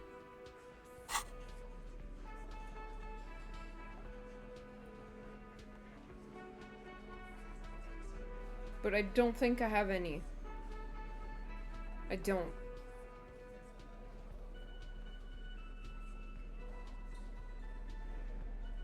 Okay, never mind then. Looks like the circus left town, but the clowns are still here. You're taking the crashing issue like a champ. Thank you. I'm so frustrated though because it happens all the time. Oh. And what's gonna happen if we... Yeah, let me... Explosive laughter follows. To his men, Titus Hardy is a golden god. It's so They annoying. want to laugh at his jokes even before they leave his lips. This guy is a born leader. It's so annoying though because like I save after every dialogue like this, and it crashed before I could end the dialogue, so I have to redo all of it. I'm gonna skip through it though. Why do you... Or... Actually... Shut the fuck... So let me... That's right. You're not... Good. There's no point in pushing it further. Like... We'll do that. The person... That's mighty interesting. Yeah, man. You would need good, trustworthy people to take their place, of course. Hardy men to run such a monopoly. No, there aren't. Whatever you've seen is peanuts. Theoretically, of... Not quite yet. My answer... And here we go. Back to the usual. But it's weird because it never happened. Like it rarely ever I don't think it actually happened once in my previous playthrough of it. Like I don't remember it happening at all. I know, Go fuck your... That's more like it, boys. You heard him. It was... Yeah. Wouldn't want to beat it. Nervous, snickering. This is what happened. Let them come. You heard. Yeah. Well, oil it. Yeah. These people... No, they're not. They're uncoordinated. We got weapons of our... I guess we're gonna see. Yeah. You haven't even seen. Big fucking surprise. Fingers crossed that you get They close hire in the mail too. psycho Yeah, I hope so too. I mean, armed I'm pretty to sure the it's teeth and that. let them loose I'm not in the really waiting city. for anything else What at the moment. do you think is... He's really prepped himself up for this. What do you mean? Okay. Okay, I'll be on your side when they come. Yeah. Beneath the whoopassery, it's clear that he appreciates all the help he can get. As you look around this room full of sweaty men, swearing, drinking, spitting out tobacco, does this look familiar? Where have I seen this before? You believe the place was called Precinct 41. It was also filled with, almost exclusively, men, sitting on desks, talking shit and wasting time. I get it, Titus. You guys really are the authority around here. Huh? You must be. You're just like real cops drinking beer and sitting around with your dicks in your hand. You got a problem with beer now? And mostly with you having your dick in your hand. Not quite there yet. Push on. I'm also a big fan of beer and jerking off instead of helping people. You saying we don't help people? I've been doing this job for 10 years. Martinez was a dump before we put this outfit together. They don't know, man. They weren't here. We had 3 shootings a week, kids dead, fucking graffito everywhere. You cops haven't shown up since the 30s. Congratulations on the graffito removal. All I see is you sitting around talking about Monica's titties while there's a rape victim. Monica's titties. So what? What do you want from me? We took care of that fuck. Don't let him drink that. One more push. Quick. It's not about who did it. It's about the victim. She needs help. Titus? She stops mid-sentence. That's it. You got him. He's going to give it up, but on his terms. You wanna help her, cop? Fine. I'm gonna let you help her. But you treat her with respect. If you don't, if you question her her, harass her. A freight train of pain, buddy. What is her name? Glacia, I'm on due. She's staying here at the Whirling in Glacia. Rags, a real pretty one. Silvery jumpsuit, blonde. That's Amonju with an O-U. Shit. The girl. The girl upstairs? That can't be her. She knows you drank so hard you forgot you were a cop. Oh, it's her! It's definitely her! It's Miss Oranje, disco dancer! Glacia. Yeah, blonde, tall. 2 rooms over from yours. Miss Oranje, disco dancer? Sure, why not? You've probably seen her around.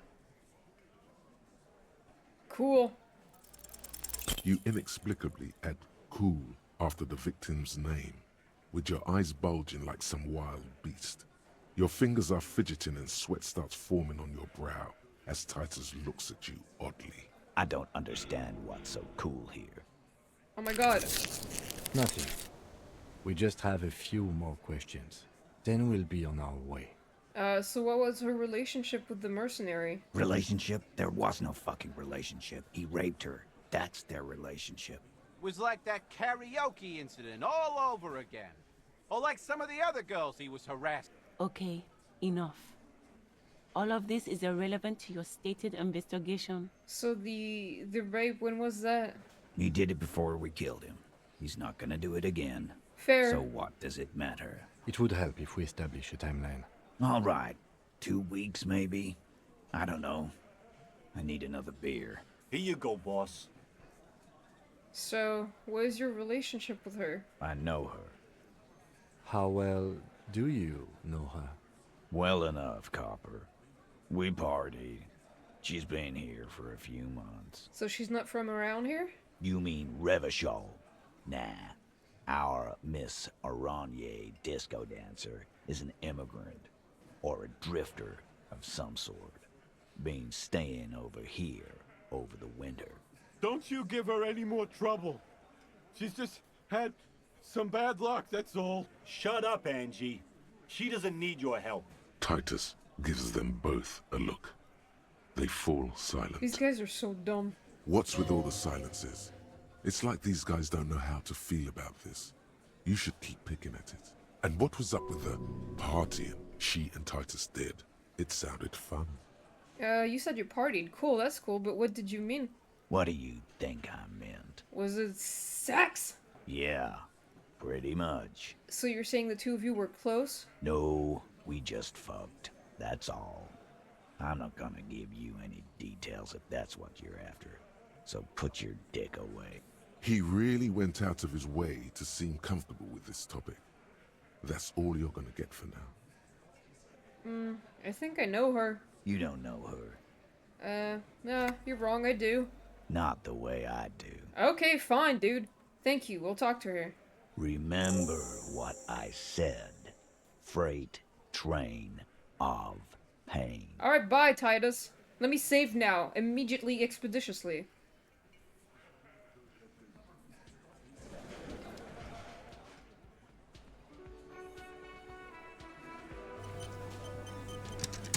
Hi, Kim. Hi, Kim. Kim. Officer, what was that? What was what? You looked strange when he mentioned the assault victim's name. Do you know that woman? Yes. Is there something I should know before we talk to her? Barbara, what is that? She knows I didn't remember being a cop. Okay, that's manageable. I met her in the hallway after I woke up. Understood. You were not in good shape on Monday. I didn't rape her. What you're saying is, you raped her? No! Ice is forming on the inside of your chest cavity. Cold sweat trickles down your neck. No! Then, don't ever say that again. Okay, I'm sorry. What else? I thought you were like... I tried to hit on her. No, I didn't. That's it. This is unprofessional. Not sharing information with me is unprofessional. I'm sorry, I didn't think I needed to mention it. His opinion of you has lowered No! considerably. No, Kim, I'm sorry. Yes?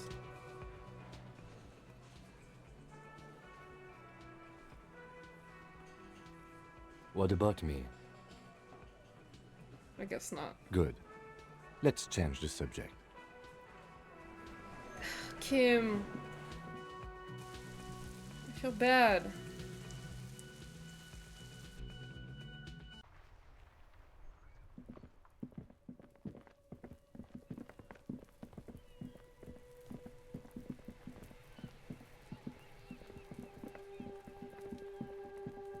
I should not have said that first option. That's probably why he's mad at me.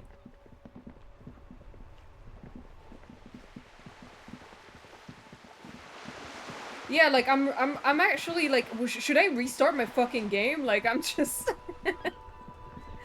I don't want Kim to be mad at me. Is it something I could have avoided if I didn't say that first thing?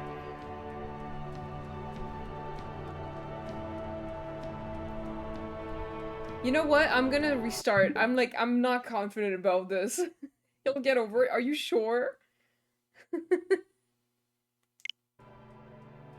I don't know. I really don't want Kim to be mad at me. Maybe I'll redo this.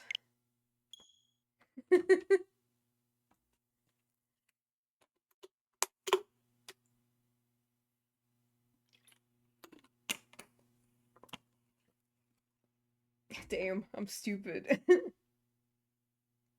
Dad? What did you try to type? What did autocorrect to dad?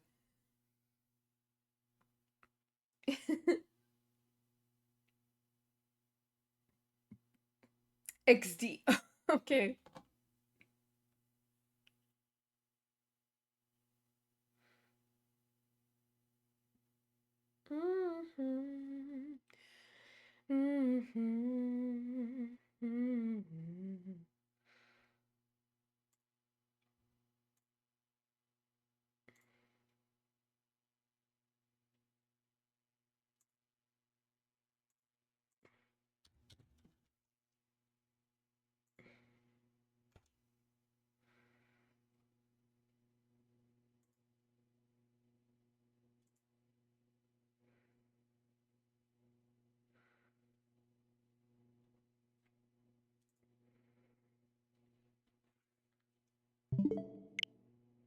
Okay, I'm gonna try to not fuck this up this time.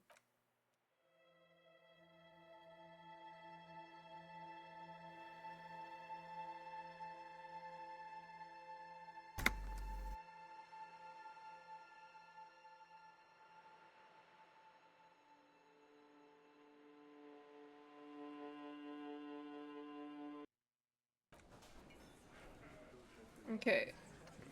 What? Oh, did it autosave? Officer, what was that? It was nothing. It's not nothing. You were coming apart at the seams. No. Officer, before we interview this woman... He's not leaving you a lot of room to back off from this. That's it. This is unprofessional. Oh my god! His opinion. I need to load my, the one from before. Wait, what?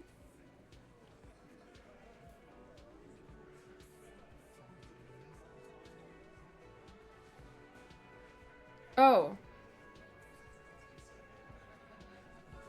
I think that's the one. I need to load the previous save.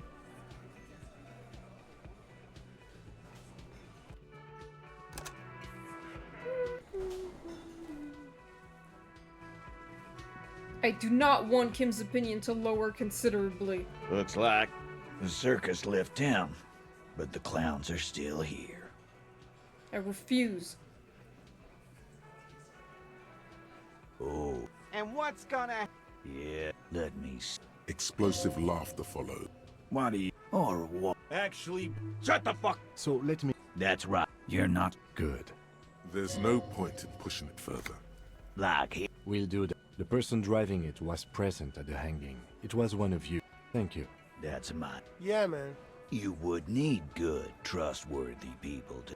No. Whatever you... Theo. Not quite yet. My aunt... And... I know Go fuck your... That's more like it, boys. You heard him. Yeah, Wouldn't want to be... Nervous. This is what... Let them come. you heard. Yeah. Well, yeah. These people...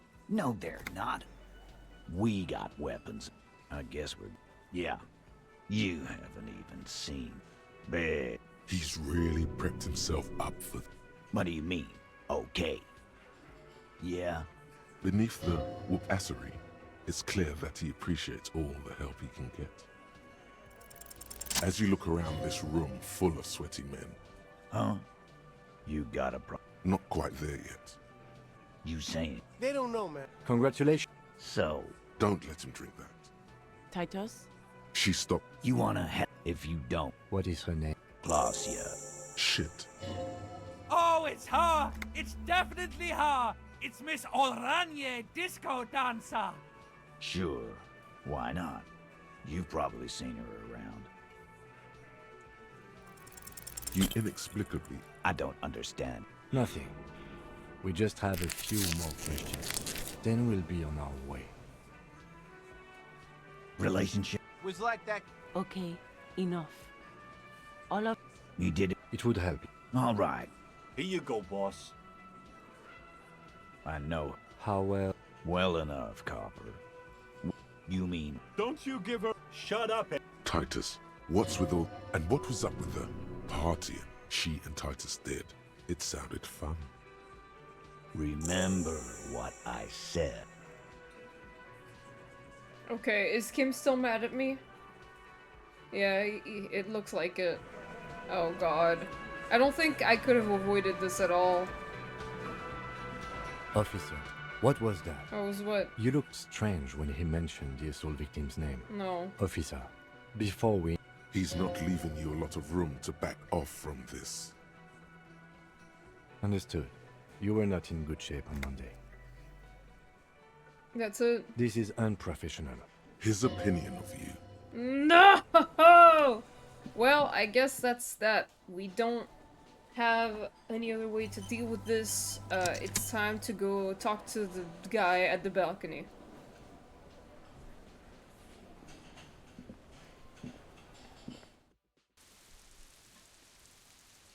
Ooh, then that means we can, like, go...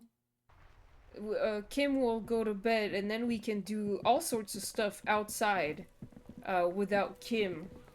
I'm pretty excited for that, because I need to talk to Joyce about the pail, and I need to talk to the lady driver. Oh, but Mag's not here!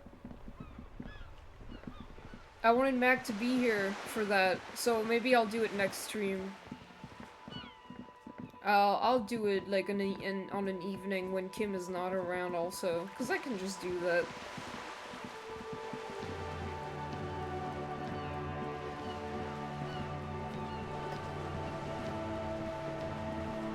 Where am I going? I was going to Joyce, but that's not what I'm supposed to do. I needed to go to the balcony.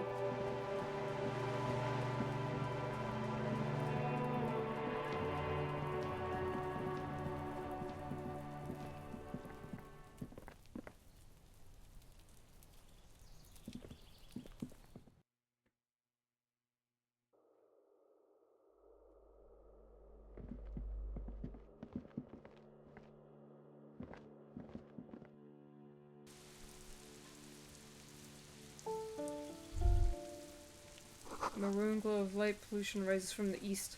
You hear distant traffic. Night is falling on the city. Hey, man! Gendarmerie, you found me. His slender figure is backlit by city lights, its distant streets and motorways flashing like diamonds. It feels like a Friday. He seems to be in a good mood tonight, and his shirt is still unbuttoned. Wow. We got your hint, found the key right under that stone. Beautiful.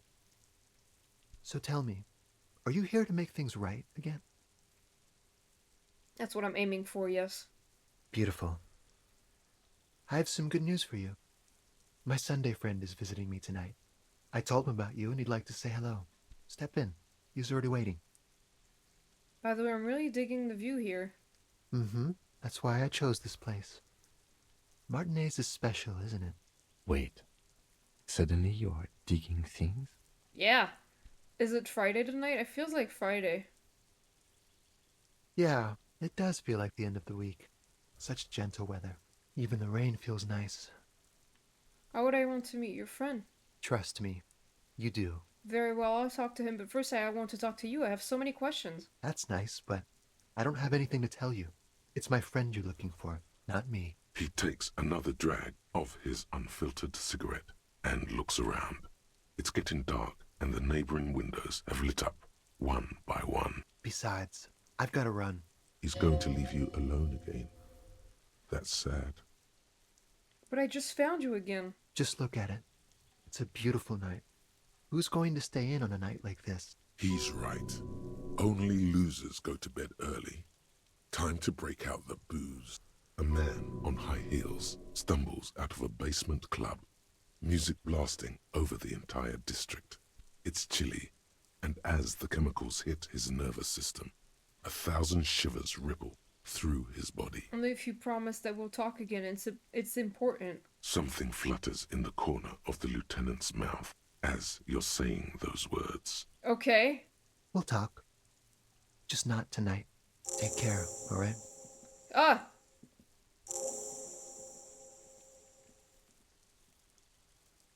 And he's gone again. Looks like it's becoming a theme for him.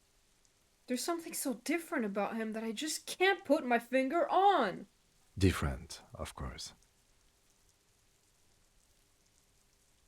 His shirt, was it? His shirt always unbuttoned. His shirt. His shirt. His shirt. His shirt. No, I don't know why his shirt is always unbuttoned. Okay, Kim. Come on, detective, let's go. No! We've got a potential witness to interview. His Sunday friend, remember? Kim. Why'd you linger on his shirt? What happened? Okay, this guy has a lot to say. Oh god. Quarterly business magazine. An empty ashtray. That's a shitty apartment. Dishes soaked up in a pot. Fires from underground parties. An exquisite canopy bed made of metal. Buckets of paint on a layer of old newspaper. An old photo of the same apartment. Dated year 01. I got the kimono.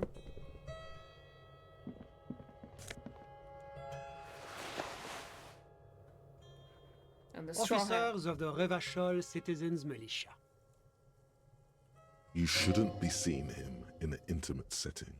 For some reason you feel this man is your superior. Superior, but he's not in the command chain. My name is Charles Vildrouin, and I am an official with the coalition government. I work for the Institute of Price Stabilité on assignment from Mistylotl. You've got the Kim Ono lots of time. Wait, what does that mean? I heard you talking to my friend outside. Very good. Super. I am here to assist you in any way possible. Ask me about the hanging. Hanging? What a drag. He seems like a cultured gentleman. You should ask him about the finer things. Kimono. Oh. Right. I get it. Before we go on, I absolutely have to inquire about this wonderful canopy. Oh yes. My friend has a great eye for these things. He refuses to tell me where it came from. It's a mystery. I believe they call this type of frame industrial. It's very comfy. I don't know about that. That's really all I can tell you about it. The lieutenant takes out his notebook and nods to you to proceed. You actually witnessed the lynching? I'm sorry to say I did, officer. This is just the break we've been looking for. Easy, detective. No need to jump to conclusions. Is it because... No. Start from the beginning, if you don't mind. Officer, it's very difficult to describe what I saw that night. It was so surreal to me, like in a play. What do you mean, like in a play? It was just so strange. I could barely comprehend what was happening. I was on the balcony when it happened, getting some fresh air. I remember that first they came in, carrying what looked like a body. And then I saw all the surrounding windows go dead, one by one. That's when I understood I should not be seeing this. Sounds like the victim was unconscious, or at least incapacitated. Interesting. Who were they? Can you describe them? I couldn't see their faces well, and there were quite a few of them. But they were very loud and very Martinez. Let's just say that the laboring classes can get rather expressive with their profanity. How many of them were there? I couldn't tell you exactly. Less than 10. Maybe 8? The lieutenant sends you a sharp look at the mention of that number. Were any of them huge, like 200 kilograms huge? That's a giant you're describing. No, they were all quite human, as far as I could tell. What happened next? I went back inside. Yes, back inside. Keep yourself safe from the killing. Were you able to see anything from inside? Officer, the yard was pitch black. There was nothing to see, but I could still hear their voices. They were threatening to kill that poor man. Were they men, women? All men, I presume. But again, I couldn't see very clearly. But we are fairly certain the lady driver was present. Are you sure that at least one of them wasn't a woman? It's possible, officer, but I cannot say with certainty. It was very dark, you must remember. What ethnicity were they? I believe they were mostly white, though I believe I saw 2 Areopagites among them. And I am quite certain that one spoke with a Mesk accent. What happened next? Well, that's the strangest part, officer. Nothing happened. It was oddly quiet for a public lynching. What do you mean nothing happened? They lynched a guy. Eventually, their shouts died down, and that was all. There were no gunshots, no celebratory shouts, no anything. Why didn't you call the RCM? You're right, of course. That is what one is supposed to do in such circumstances. I was simply in shock. I'm afraid I don't have anything else to add. Okay. About what time was all this happening, approximately? All I can say is that it was late. So let me get this straight. You didn't actually witness the hanging itself, did you? No, I didn't see the corpse until the following day. It seems this wasn't the break you were hoping for. Damn it. I think we have everything we need. Thank you for talking to us, Mr. Villodroit. Of course. Anything I can do to assist the RCM. What's an official like you doing Martinez? The coalition is only looking out for the price stability. Inflation is a killer, like a heart disease blocking the normal circulation of the economy. It must be controlled. The economy impacts the entire international community, which is why it requires international oversight. Okay, but what are you doing here in this apartment? Well, I'm renovating it. Sure. It is an interesting project. The building used to be a 12-story skyscraper before the cannons took the top 4 stories off. This, of course, happened when the coalition forces landed here. You could say I'm undoing some of the material damage the international community caused when we arrived here. You're some kind of bureaucrat? Yes. As I said before, I am a commissioner from Sur-la-Clé working for the Institute of Price Stability. This is one of the main projects of the Moral Intern. What is this international community? La Communauté Internationale is what Revacholians colloquially call the coalition. In other words, the nations that stopped the disaster of the revolution. What is the price stability? It is the most important thing. That doesn't tell me anything. It's the central goal of any sound monetary policy. Maintaining the price stability is essential to maintaining high levels of economic activity, which is essential for maintaining high levels of employment, which is essential for maintaining the social stability. Basically, it makes sure the price of bread doesn't change. Précisément. Too much inflation, bread becomes too expensive. Too much deflation, it becomes too cheap for bakers to produce. That's why the Institute of Price Stability works to keep inflation just below 2%. Below 2% of what? But not too far below, no. Too below is also bad. Below, but close to 2%. You're not answering my questions at all. The coalition believes in the importance of informing the public about the benefits of the price stability.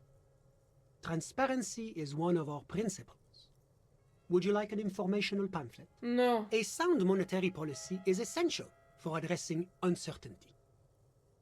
Stability is the raison d'être of the Moral Intern.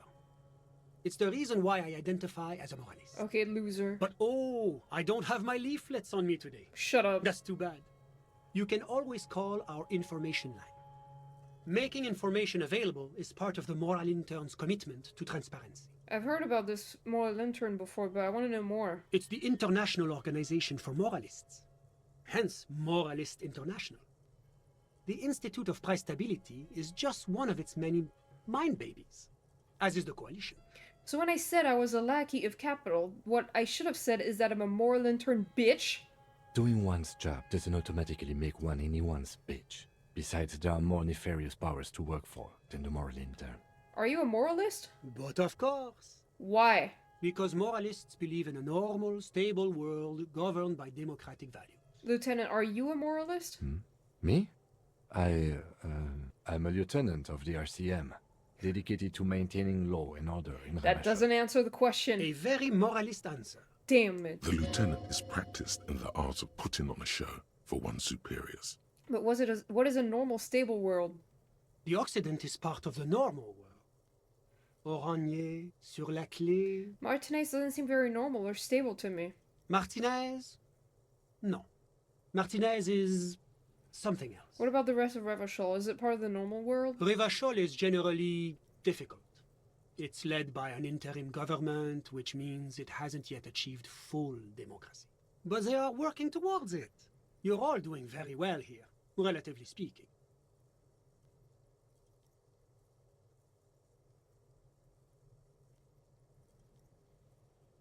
I don't think I'm a moralist. Moralism sounds incredibly boring. I want more action. Do you think peace is boring? What about prosperity? No, peace sounds pretty good. Exactly. Shut I up. don't find it boring. I find it fulfilling. Peace is what allows me to have my morning coffee, my afternoon golf, my sundown friend. Now, enough of this delightful political interlude. Was there anything else you wanted to ask? Tell me about Sur-la-Clé. What's there to say? Sur-la-Clé is a modern, urbanized country that measures very high on the Human Development and Freedom Index. Mostly, though, it's known as the executive heart of EPIS. Moreover, it is a great sponsor of less emerged countries. Revachol is only one of its many darlings whose progress it supports and cherishes. What makes Revachol Sur-la-Clé's darling? Because a great percentage of Revachol's culture hails from Sur-la-Clé. Its language, its people, its cuisine even. Or at least in the downtown La Delta area. Yes, as I said before, I am a commissioner from Sur-la-Clé working for the Institute of Price Stability. Tell me about Oranje. Oranje is an exemplary nation who, as a core member of EPIS, contributes 28% of our annual budget. Next to Sur-la-Clé, Oranje is probably the most prominent member of the international community. Which one of them is more EPIS? As founding members, they are both very EPIS. Oranje carries a lot of political weight. It's a lot. While Sur-la-Clé takes care of the business side of things. Sur-la-Clé hosts the headquarters of the major EPIS institutions. Okay, but outside of EPIS, what is Oranje? Oranje's economy is one of the most advanced in the world. It has successfully transitioned from heavy industry to advanced services and generally acts as an engine for sustainable change in the international community. Can't you just talk like a normal person? About what? About Oranje. Just tell me what it's like there. Oh, it's very urban and very well organized. Their streets are clean, their horse cars run on time, the people are polite and efficient. Like I said, they are an example for less emerged nations to follow. Whatever you wish, officer. Can you tell me about your friend? Ah, my friend.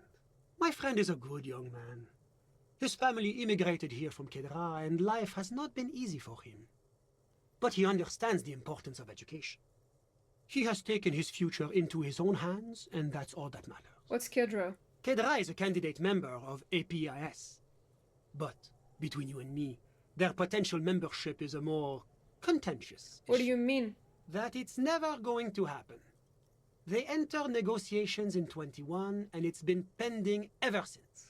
But that doesn't tell me anything about Kedra itself. Is it warm there? Cold? Something in between? It's warm. It's also known for its mandarin trees and dust storms from Supramundi. Kedra is an emerging market, but it still has a long way to go. Maybe that's why my friend's ménage decided to emigrate. How did you two even become friends? How did any of us become friends? Bad things happening on the Insulindian Isola?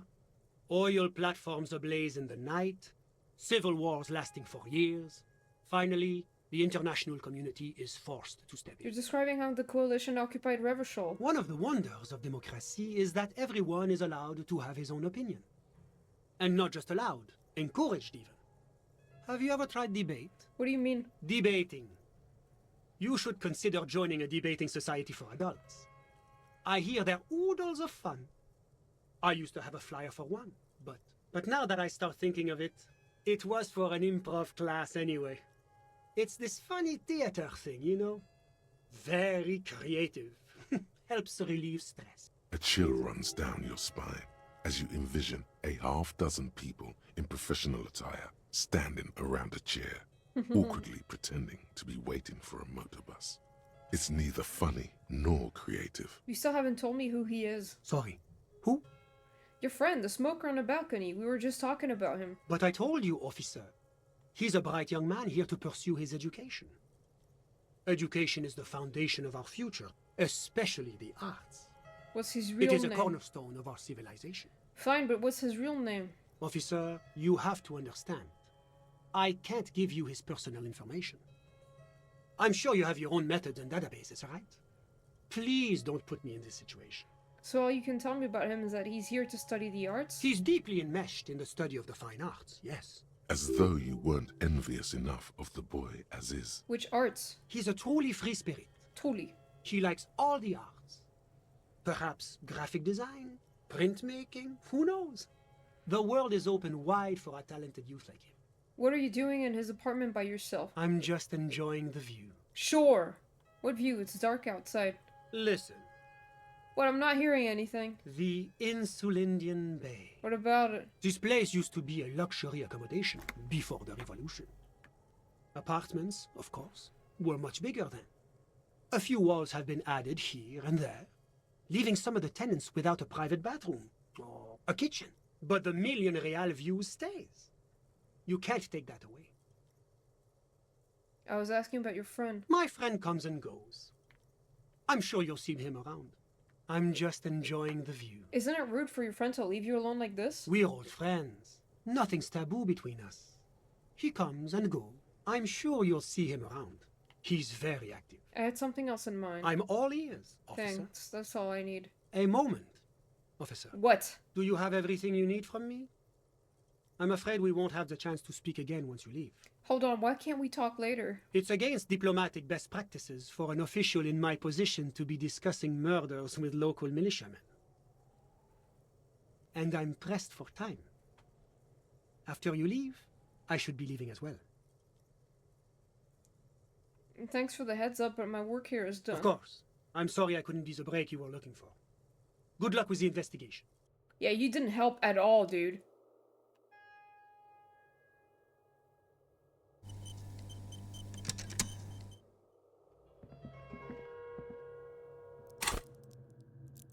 Ooh, 4 skill points. I can do a lot of stuff. But it is time to pretend to go to bed. So then I can leave again and talk to Joyce about the pail.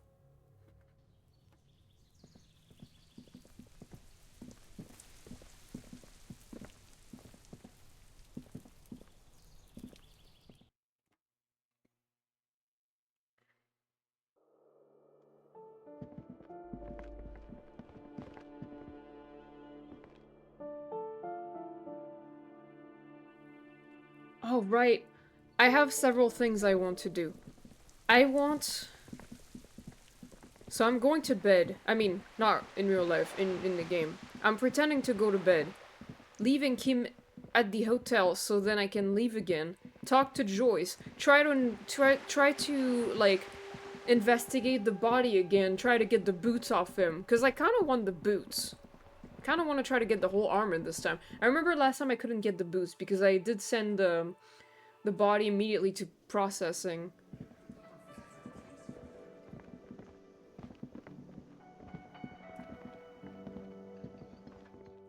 So maybe I can get the boots? I have a lot of skill points to spend, so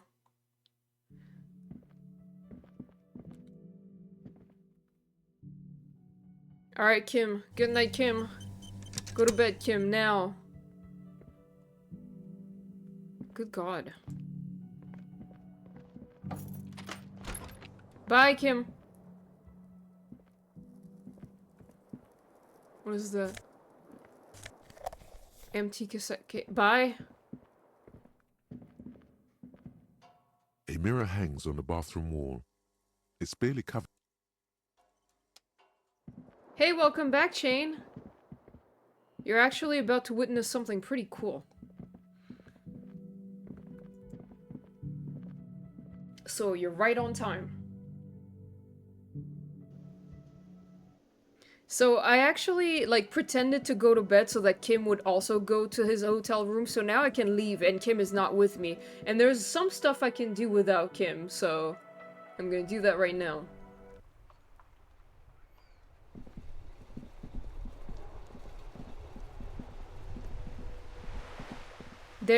Okay, so for context, there's a lady I can speak to who's been telling me about reality, like trying to remind me of the world, because I forgot everything, you know? So she's telling me about the world and all the stuff. And there's something that Kim didn't want her to talk to me about, called The Pale. She mentioned it, and Kim was like, no, you don't need to hear about that right now, it's too complicated, and you're still recovering from a weird episode. So he doesn't want me to hear about it, but he's not here now, so we can talk to Joyce about what the Pale is, because what is the Pale, right? We don't know yet. You're back. Good. What can I help you with? More lessons in basic reality? My favorite part of the day. Go ahead, ask me anything. Now that we're alone, what is Pale? Are you sure you're sure? Your colleague seemed adamant. Yes, what is the Pale? Okay. The Pale is the most dominant geological feature of the world, Detective. The separative tissue between the islas. It is the inter-islary mass. Wait, what is an isla?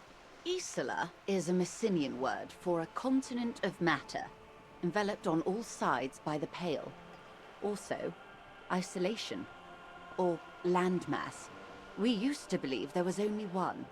In the last 4 centuries, we have discovered 7. Mundi, Seol, Samara, Ilmara, Grad, Katla, and this, Insulinde.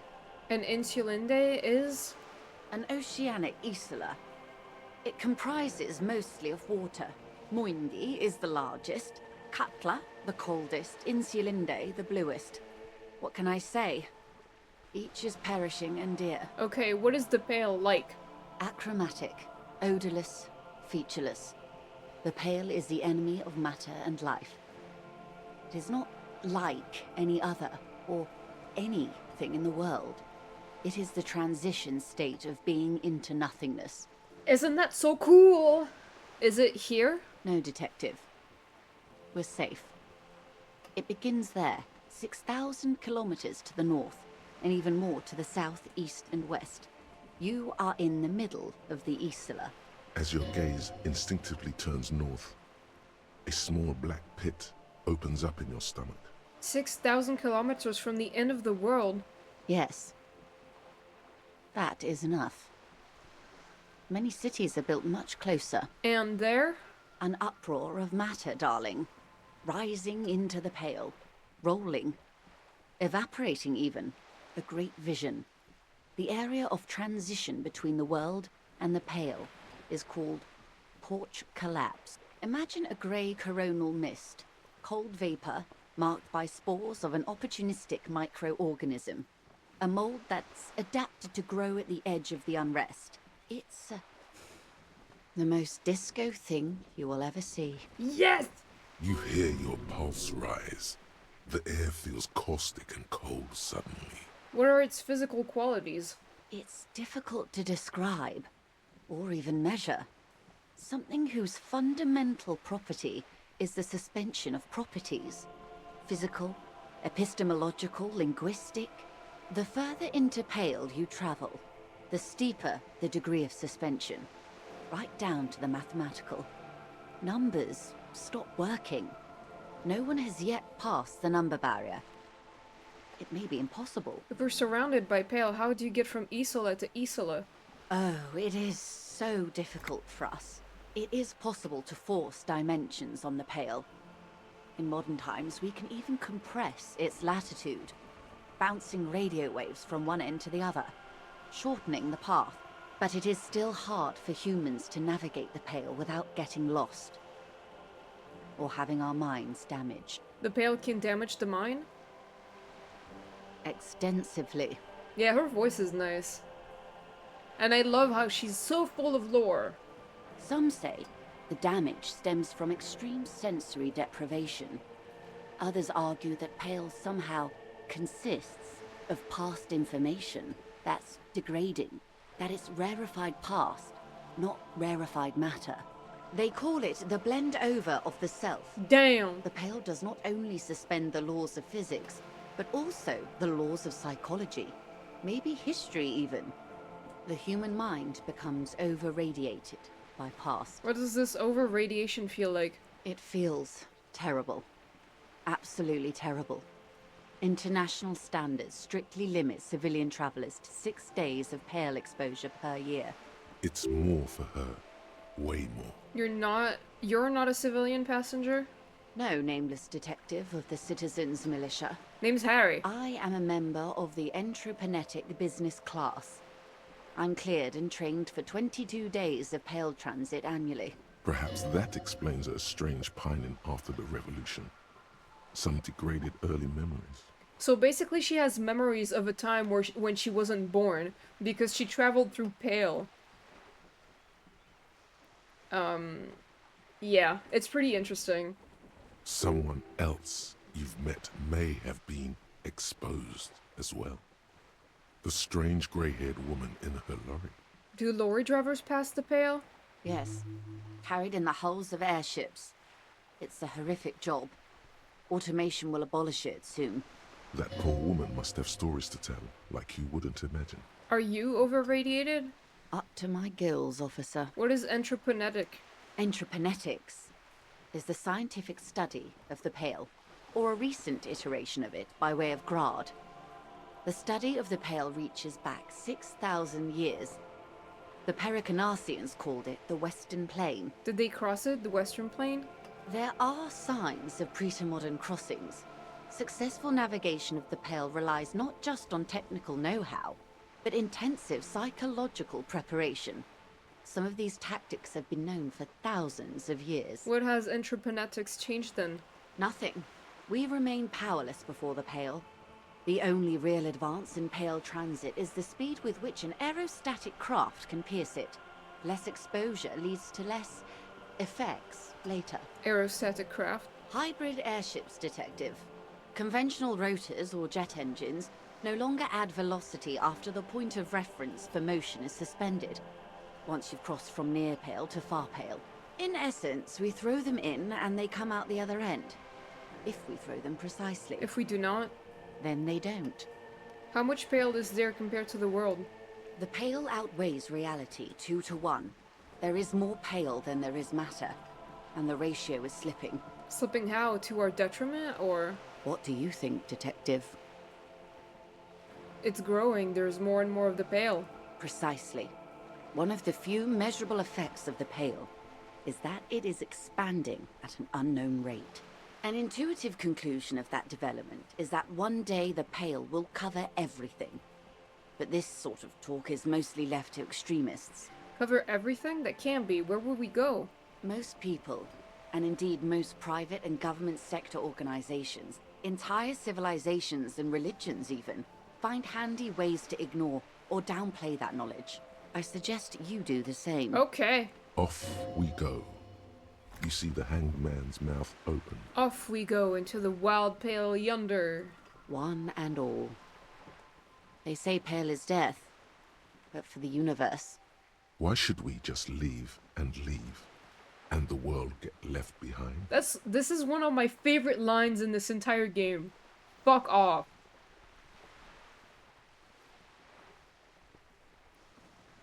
Ah! Yes, sweet reality. But before we do, tell me, detective, Is this the first time you're hearing this?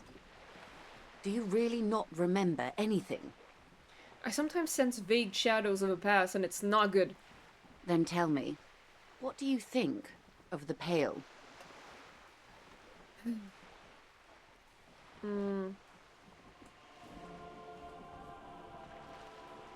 don't know how you all survived with it. It's a huge accomplishment. You really didn't know. This does not spell good for the investigation, Detective. If you don't know even this, then...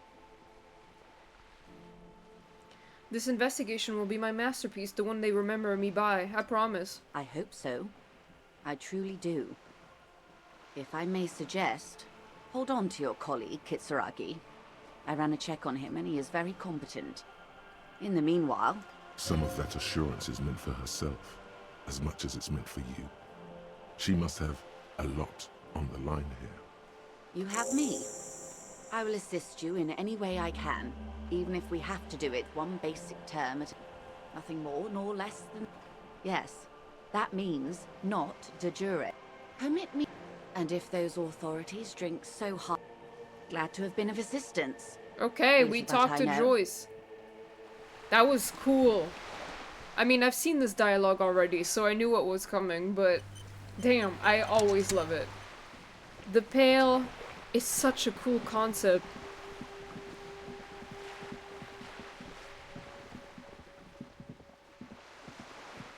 I need, like, you know, I need to make up a cool concept like this. Just make shit up. I need to do it someday. A concept that is as cool as the Pale.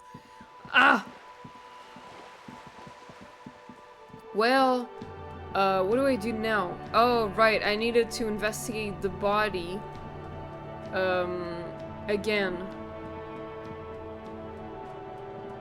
Oh, I don't think I can go in there.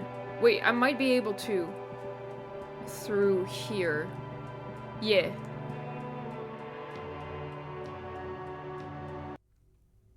Time to check that body again.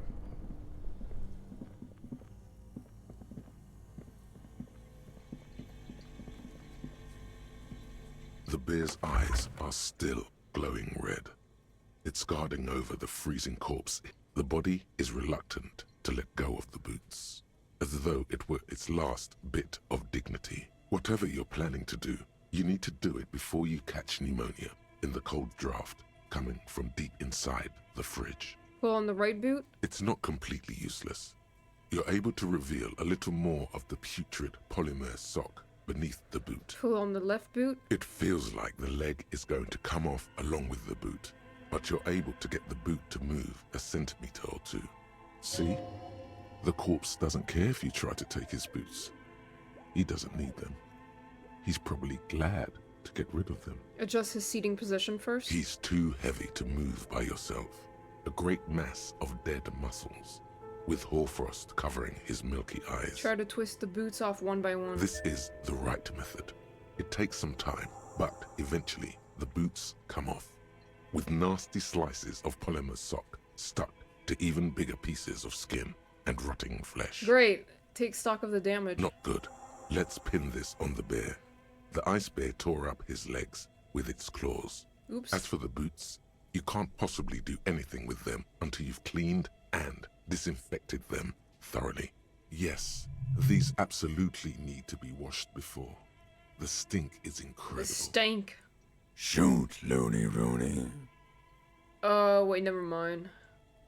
Come back later, Corpo. Amuse yourself with my frank manners and my... Shoot, Looney Rooney. Oh yes, Corpo. Just a small gulp away. My beloved Corpo. A small gulp. Come back later, Corpo. A friendly cartoon bear smiles back at you from a glossy Oh wait, I cellophane can't. wrapper. I can't examine It looks it. nothing like the fridge, or the decomposing body in it. Oh, I guess I can't. I guess. I thought I could examine the body again, but I guess not. Maybe not now. At least I got the boots. Now I have to clean them. Wash the boots in the kitchen somewhere. In the kitchen. Oh, at the hotel? That's gross. It's gonna stink up the place. I don't want to, but I have to. I must.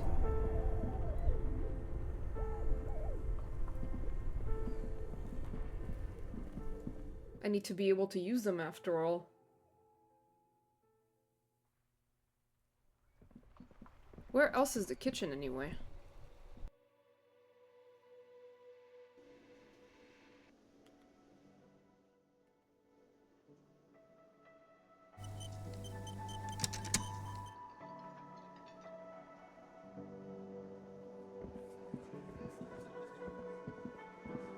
I guess I can wash them here.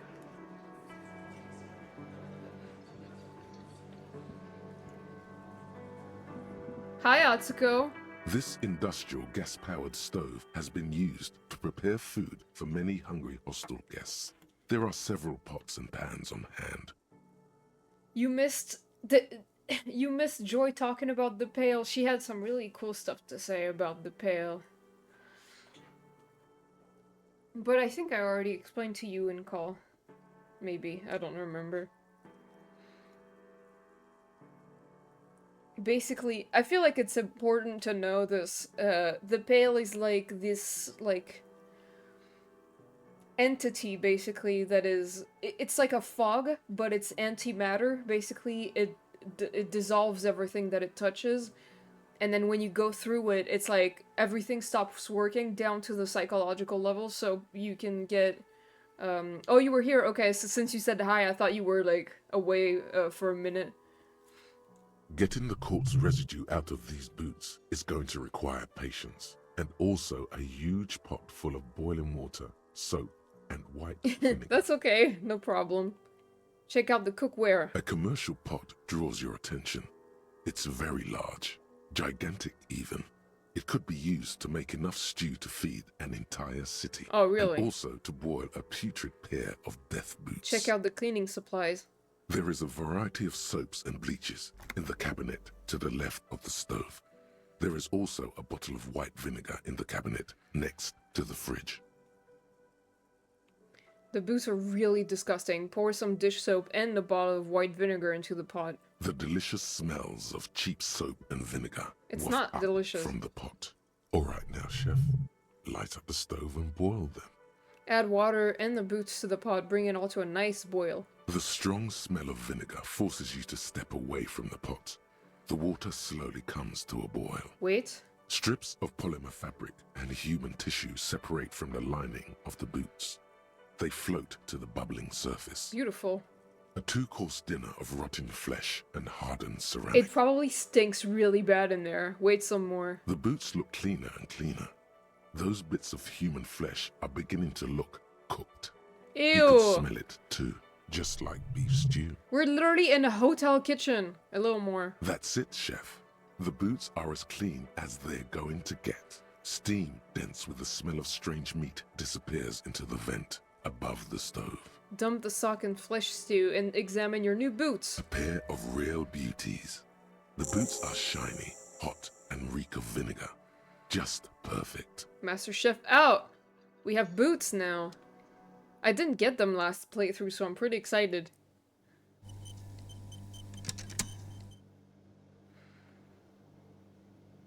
I can confirm rotten meat smells terrible. Oh god. I assume it does. I've never smelled it, I don't think. +2 authority. That's good. That's good. What time is it? I still have time before I stop playing.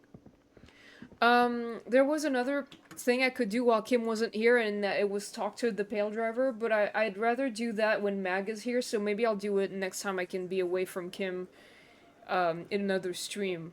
It would be a shame if I can't share that with Mag, because Mag hasn't seen that dialogue in their playthrough. My stomach hurts for some reason. Wait! Wait! Oh no, I thought it was... I guess maybe I should have the... very specific smell. Rotten beef smells very specifically of cheese that was left out on the shelf for too long. Ew!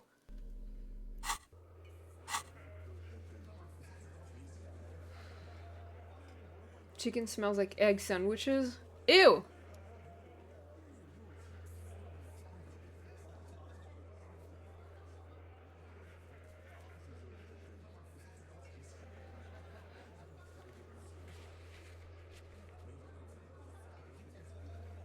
Perception. Why can't I do this now?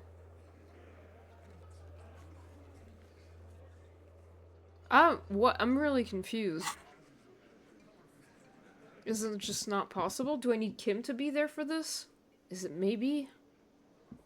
I guess I can just go to bed.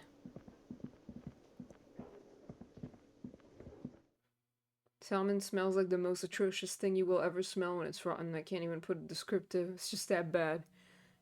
Ew. Sounds terrible. Okay, I will send Harry to bed. No, close the door. Freak. And then go to sleep. Maybe quick save first. It's time to bed, so we're gonna have some really nice dialogue in here. A nice dream sequence. The bed is still cold from the broken window, and not too inviting. Go to sleep. The bed is still cold from the wind blowing in from the broken window.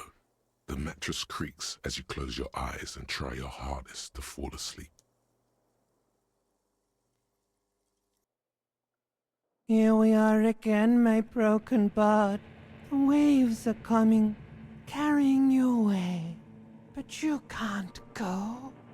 No, you have to stay. Always half aware of yourself. Half aware of yourself. I had to smell it again today because the whole box of salmon fillet went bad. Ew, no!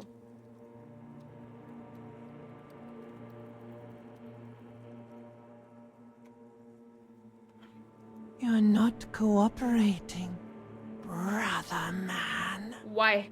It's your disgusting body.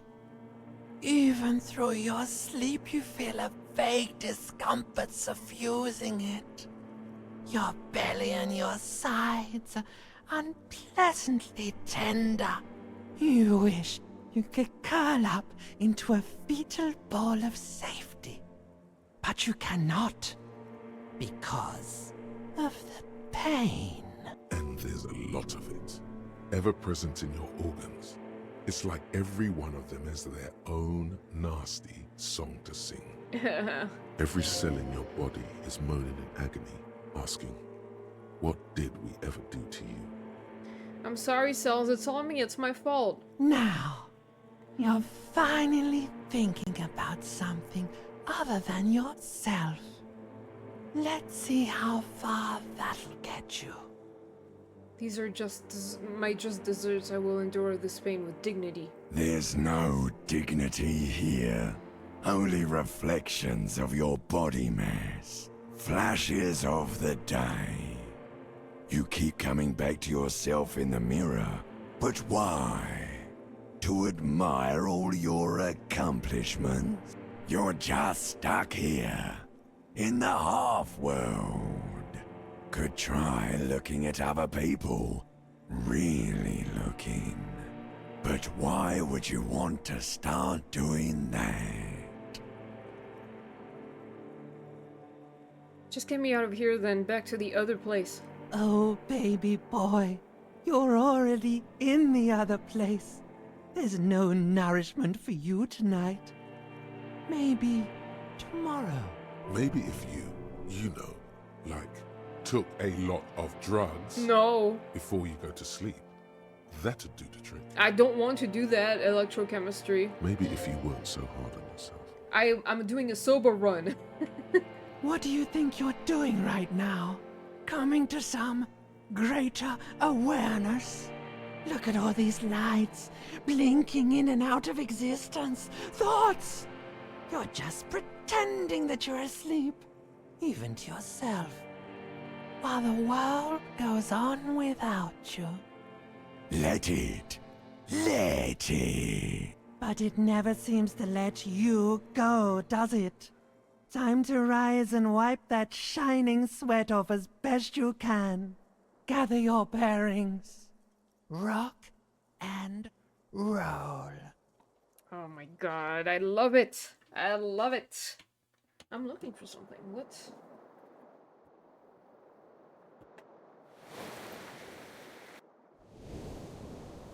Where's my stuff? Oh.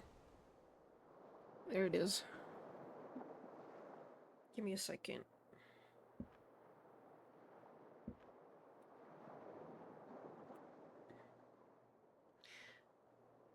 Okay. I still have a little time to play, so I'm gonna do some stuff. I'm gonna do what I can until I have to stop streaming.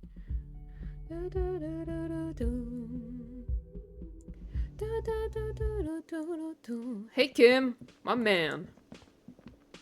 Yes? Oh. I found out what the pail is while you were gone. Wonderful. What is your takeaway? But you're not surprised? I can't stop a grown man from learning about the fundamental geographic and anthropogenic features of our world, can I? Perhaps I should have tried, he thinks. I'm super cool with all of it. Where are we, Lieutenant Kitsuragi? In Elysium, behind our eyes. Like all human beings, detective. The world is what it is. I'm glad to see you're stable. Keep it that way. Now, was there anything else, or should we get to it? No. Oh, hey, man. Hi, gendarme. Another rendezvous. You're here. I am. So are you. What brings you here? What are you doing here? Admiring the atmosphere. What about you, officer? I live here. My room is right upstairs. Convenient.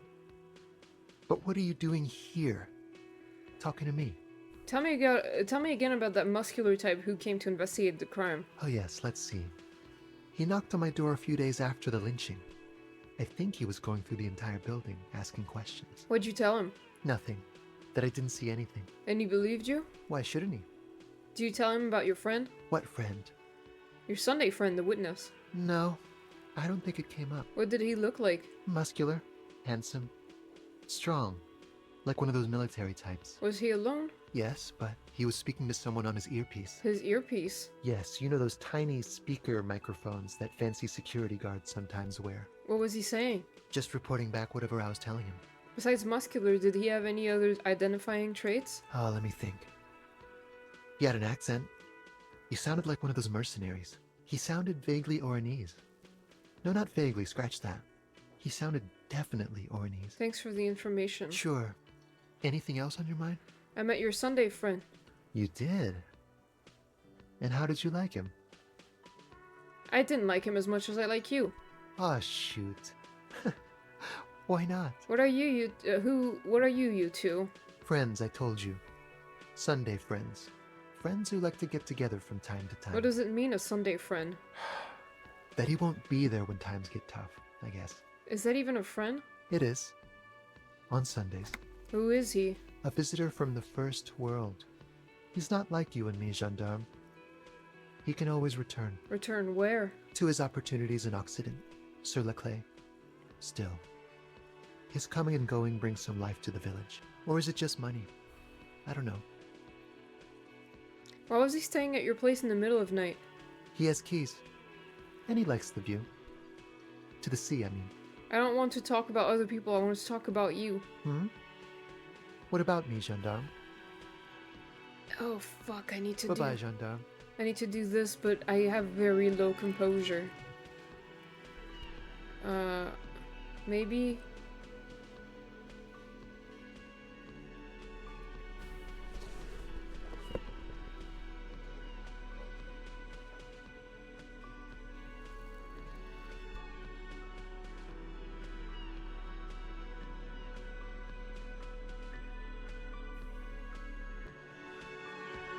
How about now?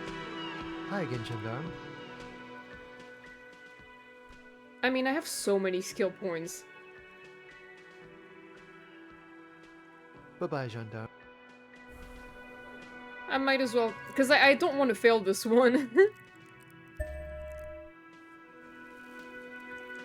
Hi again, gendarme. I guess I can always retry. It's the sports. He's a sports guy, all about that physical prowess and athletic skill. Sure. Bye-bye, gendarme. Dumb. It's fine. I can retry this later. This composure thing is gonna come in handy in some other places. I don't know. I really need to put fucking skill points in there. In encyclopedia, I don't know, logic, visual calculus. I can probably do that.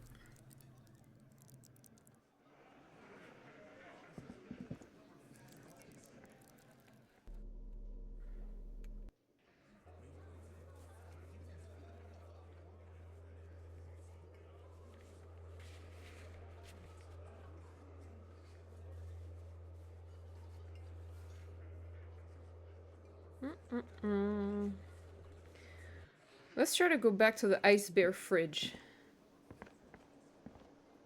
Wait, actually, oh yeah, maybe I'll do that, and then maybe Kim will have to go. And leave me for the rest of the day. Where's the guy?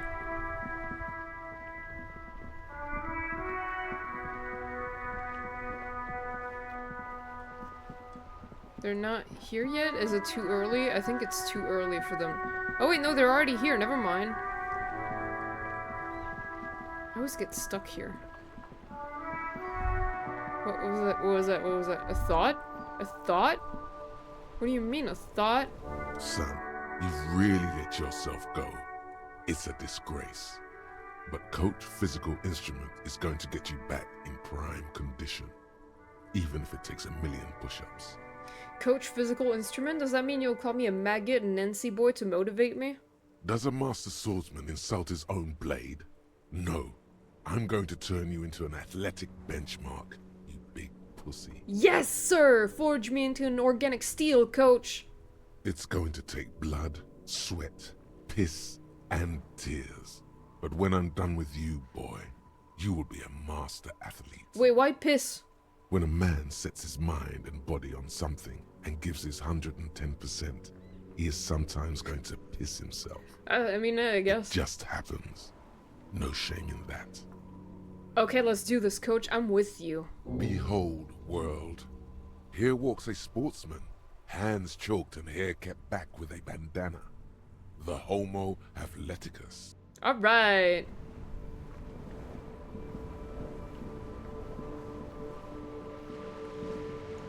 Hey, dude. Officer, God damn it. Pull yourself together, René. Is there What do you want? Is there anything you can tell me about this rifle? It's a Bell McGrave. 4.46 caliber. Breech loading.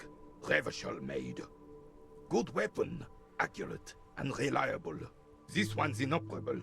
The bolt spring is missing and the mechanism is jammed shut. Still a beauty. Where did you find her? In the basement there. I'm not surprised. There are probably lots of forgotten wartime weapons lying around here. Back in the day, everyone had something stashed away. As for the rifle, I don't know what else to tell you. These BM-446s are an antique. No one uses them anymore. The ammunition is impossible to find. René, I found your guard booth. Yes, the Debardeurs Union pays me to stand vigil during the night. Not out of any political allegiance, mind you. I'm an old man. Don't sleep more than a few hours every night anyway, and money is tight.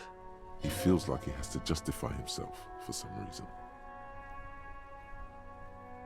You must have seen something on the night of the murder. Your booth looks right into the yard. Yes, it does. Unfortunately, I wasn't working that night. Been on a 2-week leave since last Monday. Hold on, why are you on a leave? It's a private matter. Nothing to do with your investigation. You see, officer, René is the kind of man would rather die than admit he needs medical assistance or, God forbid, sick it. A real man's man is just gonna ride it out. I'm fine, goddammit. Mind your own business. It's nothing. Just got to cut back on coffee. Oh. It's his heart. So who was working your shift last night? No one. The bus has been unmanned since last Monday. There's no other guard. It's just me. No one has been guarding the container yard since last Monday. Yes. It's not actually an issue. I mean... Look, officers. The container yard doesn't actually need a guardsman. Never had one before René. Monsieur Claire had that booth built specially for him. It's mostly decorative. Mostly decorative? The possibility of someone being in there is enough to discourage any ill-minded individuals. Evrard created this job for René because he knows the Royal Carabiniers' pension of honor and PTSD isn't something a man can live off. A decorated Kingsman collecting tear reflects bad on the whole neighborhood. His words.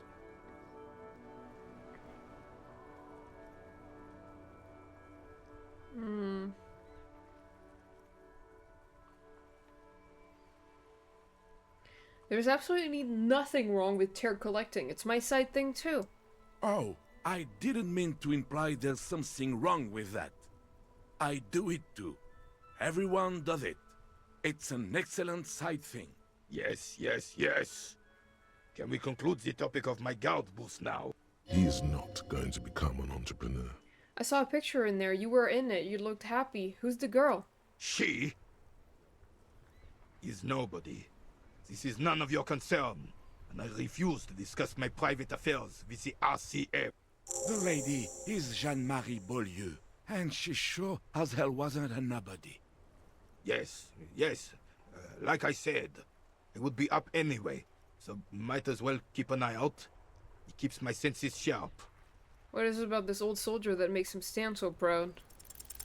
As René turns from you I got to his it. partner and back, the medals on his chest rattle and glare.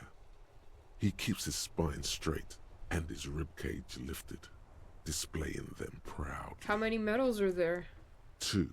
The larger one is shaped like a cross, while the smaller medal resembles the sun. Look at the cross.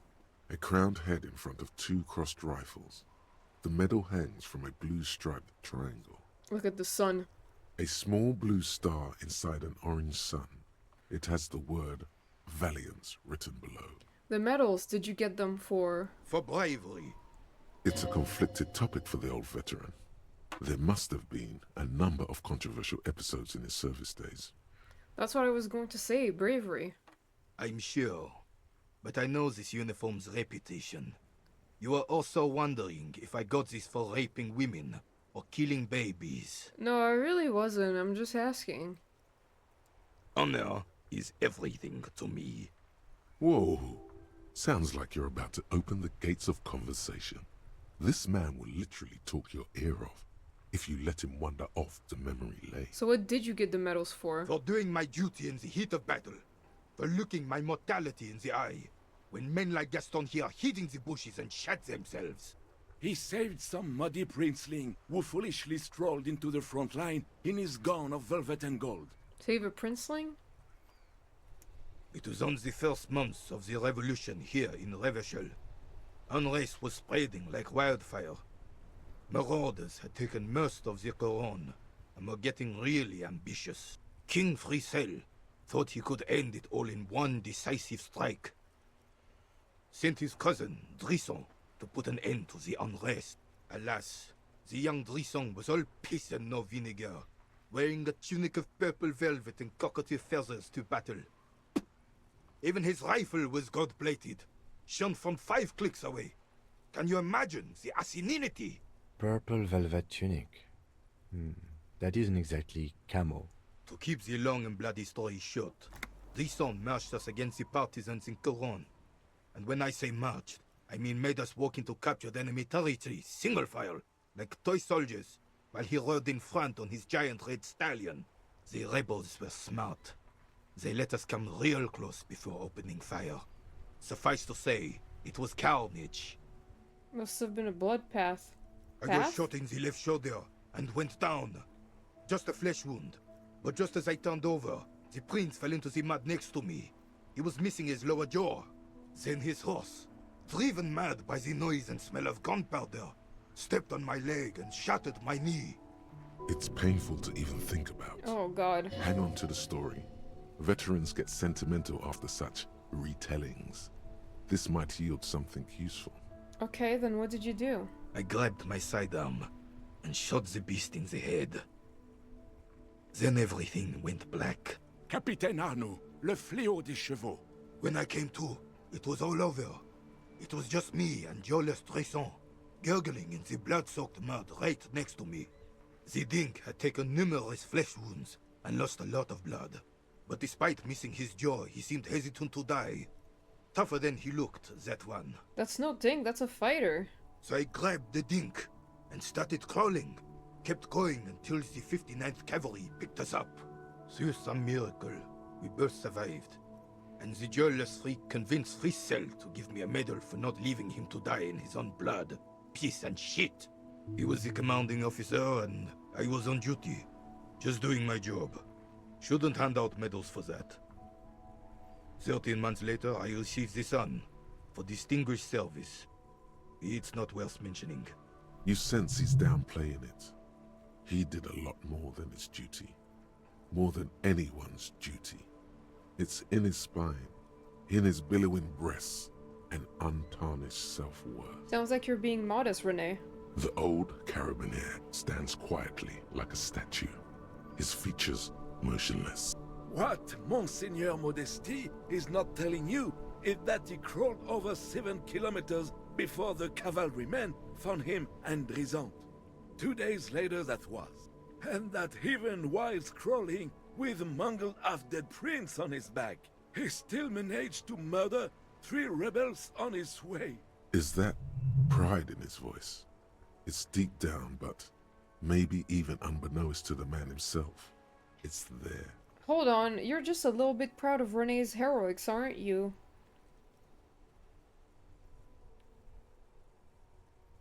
Sorry, officer, but you're reading me all wrong. I'm a man of peace, and these kinds of bloody heroics are only impressive to men like René himself. Certainly not to me. How did you find the story to be, officer?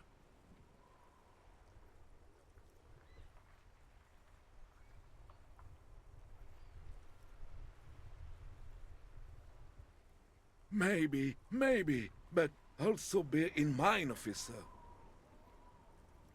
They don't hand this out for anyone with a service record. Oh no, you have to get shot. Repeatedly.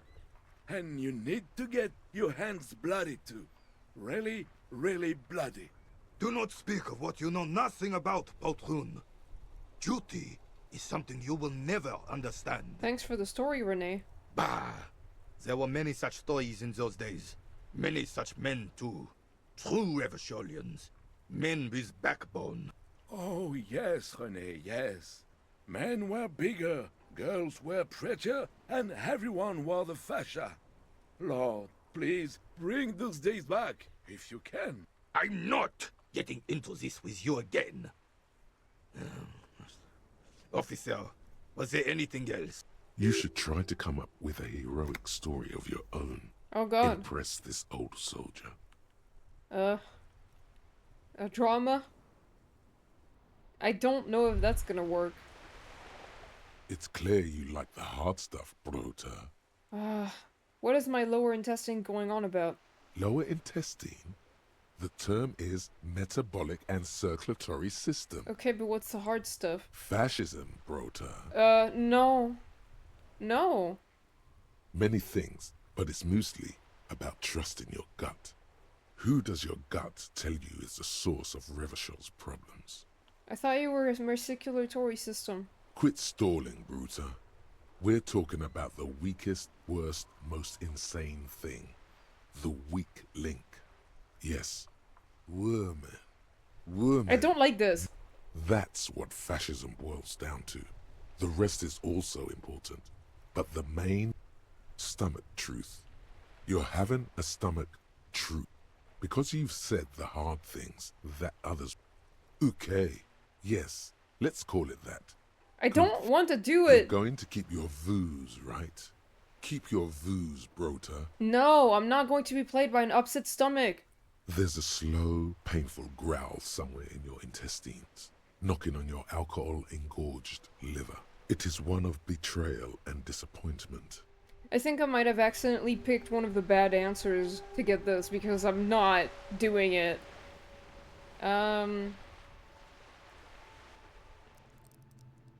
Still so many fucking skill points, dude. God. But it's midnight, so maybe I will stop. I'm just gonna try to get back to the ice bear and see if I can do anything about it.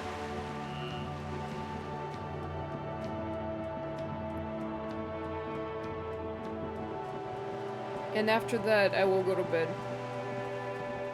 I mean, I'll stop streaming.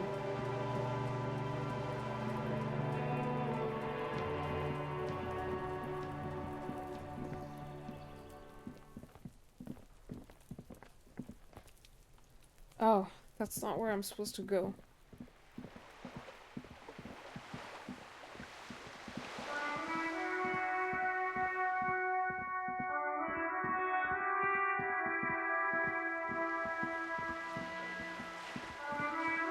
Kim? Where is Kim? Did he get stuck somewhere? Kim? Oh my god! Jesus.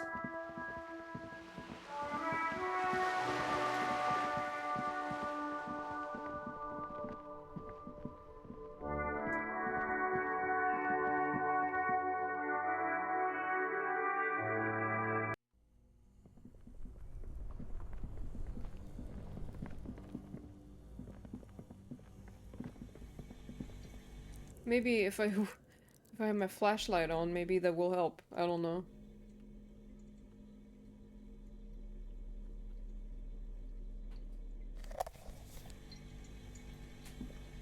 The bear's eyes are still glowing red. Okay. It's guarding over the freezing corpse hidden inside its belly. Okay, yes. Kim needed to be here. I'm gonna put a point in perception.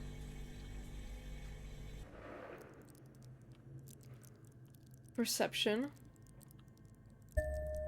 And hopefully that helps. And maybe some clothes to help me, but I don't know if I have.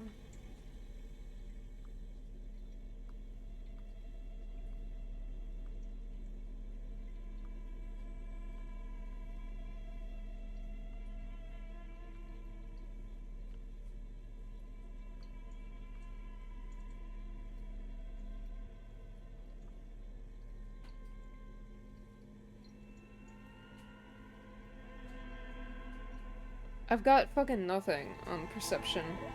The bear's eyes are still glowing red. It's guarding over the freezing corpse hidden inside He died? its belly. The guy in the fridge? Yeah, he died for sure. You touch What? the dead man's body. His skin is cold, light blue and silvery in the light of the fridge. You still... It'll come to you sooner or later. At least he's safe here. Okay, I'm doing it again. I need another point in perception. Oh my god, this sucks. I'm so unlucky. The bear's eyes are still glowing red. I bet you I'm gonna fucking fail it again. What? What error? What do you mean? Yes. What? At least it didn't crash. Huh? It's not letting me save.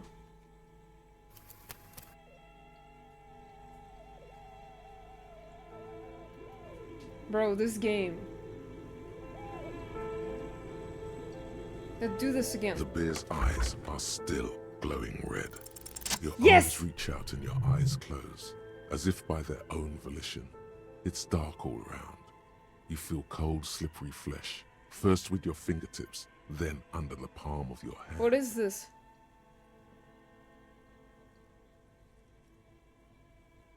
Maybe open His the door face, fully? his cheeks, his nose, his fat, swollen lips. Like a spider, your hand crawls over his features. Everything is silent. Put your fingers in his mouth. Disgusting. The oral cavity is cold and moist. A ball-like tongue attaches itself to the base of the mouth, lolling around like a scallop. That's gross. You're on the right track. Open your eyes and look. A vision of black and dark red death, pried open by your naked hands. Naked hands. I'm not doing this with gloves. Looks like he's laughing. Death fumes rising from the throat, and there, in the back of his mouth, above the bell of the uvula, right in the soft palate, you see a hole, barely visible to the human eye. It is swollen shut, almost vanished. No larger than 0.4 centimeters in radius. The edges appear darkened. Fuck yeah. Mm-hmm. Keep going. A black trickle of liquid runs into his throat from the wound. Put your finger in. Your index fits right in there. A tight tunnel of flesh opens up. Tissue damage. Wide enough for 2 fingers. As you push both in, you reach through his mouth, right into his brainstem. Brainstem? Yes, that's what this part is called. Feel around first. The basal ganglia feels clumpy. What entered here has torn apart his reptilian complex. This man will never sleep again. Never wake. Push deeper. Your fingers slide into the remains of his limbic system. Ew. There is no resistance. Ew. It's gelatinous. That's so The gross. slug-like structures are damaged too. The tearing extends deep into both hemispheres. The undulations of the limbic system have ended. All is quiet. There's a cavity cut right between the hemispheres. The lieutenant answers with the sound of his pen on paper. Push deeper. Your fingers are all the way in now, reaching toward the inside of his skull. The cavity goes further, but the entry wound isn't wide enough for the rest of your hand to follow. Wriggle in. Your fingers reach toward his skull. His cerebral cortex feels like jelly. Cold jelly. This is so gross. Strange fluid streams down your wrist as you push deeper until you feel it on the tip of your finger. Sharp, serrated material. The edges cut right into your skin. The pain is barely noticeable under the adrenaline rush. I feel a solid object right under the skull. Can you get to it? Maybe? Inspect the skull first. There's a tiny crack, a protrusion in the cranium, right in the back of his head. Your finger must be pointing straight at it, from the inside. The object that is in there stops just short of the skull, in the encephalus, knocking this tiny fracture into the cranium. We have the makings of a very small exit wound here. Yep. Fish it out. What?!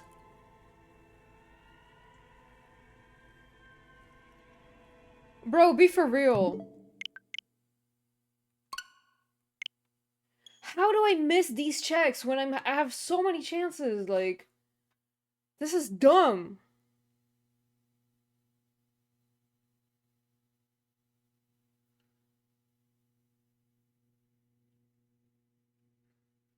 Come on, man. I mean, maybe I should have waited. Maybe I didn't need to...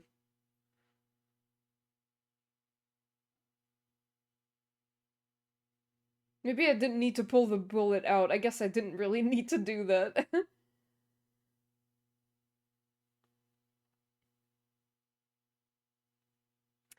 Okay, I'm gonna do this one more time, skip through the dialogue, and then I'm gonna stop. Because, I don't know.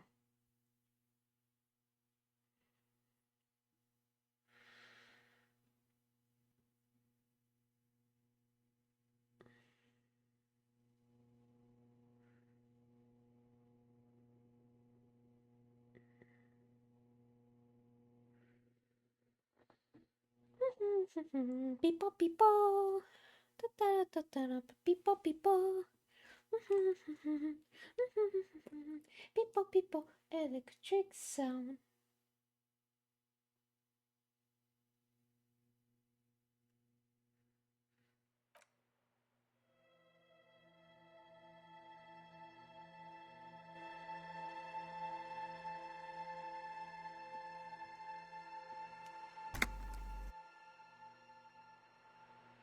Hmm.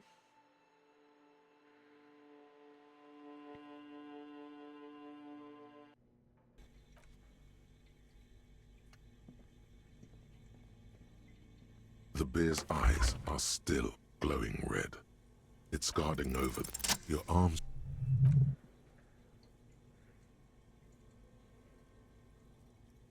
His face, his cheek.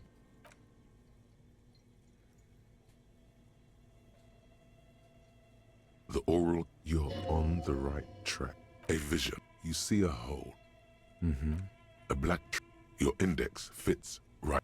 Yes, the basal gap. This man, your fingers, the ululations, the lieutenant, your fingers reach sharp. The pain is barely noticeable. Can you... There's the object. We have the makings of very small... I got it out. I got it. It's here in my The naked object hand. between your index and middle finger feels sharp, like metal. You press your teeth together. Your jaw is clenched. All you need to do is just... I got it. Good, good. Slowly pull your fingers up. The inside of the head feels cold and smooth, like a glove. Sweat dripping down your brow. Careful not to lose the prize between your fingers. With a plop, your hand emerges from the mouth, covered in blood up to the wrist. Disgusting. Between your fingers, a small flower, a blossom made of lead. A bullet. Oh boy! The bullet falls in the bag, leaving a smattering of blood on the plastic. He raises the bag under his eyes and says, A non-caliber. Rifle. Some kind of brittle alloy. Fractured on impact. Can I have it? Of course. You've earned it. We need to add an item to the injury list. Injury number 4. Oval entry wound with an abrasion color. Soft palate, back of mouth. High velocity. Temporary cavity in brain tissue. Small exit wound on the occiput. How does that sound? Sounds about right. Opinion, fatal injury. Goddamn right! And one last thing. We should amend injury number 3. Ligament mark. New opinion, non-fatal. Post-mortem. Treatment. Alright! So we just found out that this man, the cause of death was not the hanging. It was in fact a bullet to the fucking head. By whom? I don't know. I mean, I know. I'm not gonna tell you. He's proposing the bullet was the real cause of death, and the hanging an attempt to conceal this fact. Treatment. Treatment, officer, is an attempt to manipulate the body after death, to hide the real cause with a false cause. He was In hung this after case, death. This injury here. The ligament mark, the fractured hyoid bone, it was all treatment. Yes, and the belt around his neck, the hanging, even Okay. dragging him to the yard. All of it was done after this man was already dead. Okay, bye, Chain. See you later. Bon appetit. And yeah, I'm probably gonna stream right after this. I'm gonna stop streaming right after this dialogue, so I'll see you next time. You think so? I did not just come up with this. I've had my doubts since you showed me the tracks, officer. Why did they carry him over? Why not march him? There is no satisfactory explanation. There have been other signs too. Small details. Everything is too neatly designed for us to assign probable cause here, as we did, full-heartedly. Well, no more. We almost fell for it, he thinks. Who would do this? That's for us to find out. But this, it will make finding them just a little easier. Why would anyone do this? To hide something. The real killer? The real motivation? What really happened here? I think I need to wash myself. Oh, you really, really do. I am glad to hear you say that. Your room in the Whirling in Rags should come with a bathroom. Be sure to make use of it in the evening. I'm gonna do it now, dude. I'm not gonna spend the entire day with a fucking disgusting hand. Maybe the bullet holds more answers? Yes, we should take a closer look at it. I am certain it has more to tell us. This little thing could reveal much about the weapon that shot it. What we bag happens the next? corpse and carry him to the holding pen of my kinema. I can transport him to processing myself, but I will be gone for the rest of the day. You'll be gone. What should I do in the meanwhile? Work on the case. Tend to personal matters. Try not to do anything too dangerous. An officer needs backup in a neighborhood like this. I'll leave that choice to you. And one more thing. Great work, detective. The word Thank lingers in the air you. of the Thank you, basement. Kim. Far away, ice cream makers are buzzing, and the sea wind blows outside. Detective. Yay! After you bag the corpse, Lieutenant Kitsuragi will leave the party until tomorrow morning. You can do side tasks, and even the main case, but it might be more difficult. Plan his exit accordingly. I don't really want him to leave right now. It's too early in the morning, so I'm gonna wait until maybe afternoon. Cause then he's gonna be gone for the entire day. I feel like you've made up for this disappointment earlier. Yeah, I think I have. Wash off the death smell. Yeah.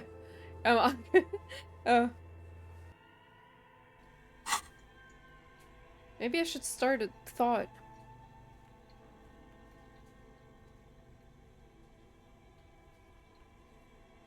Hmm.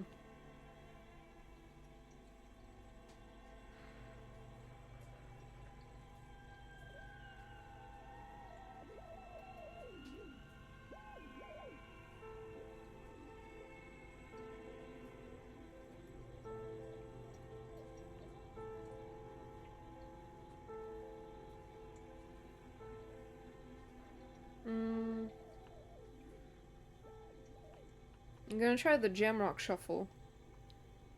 Unlock a slot. Yes.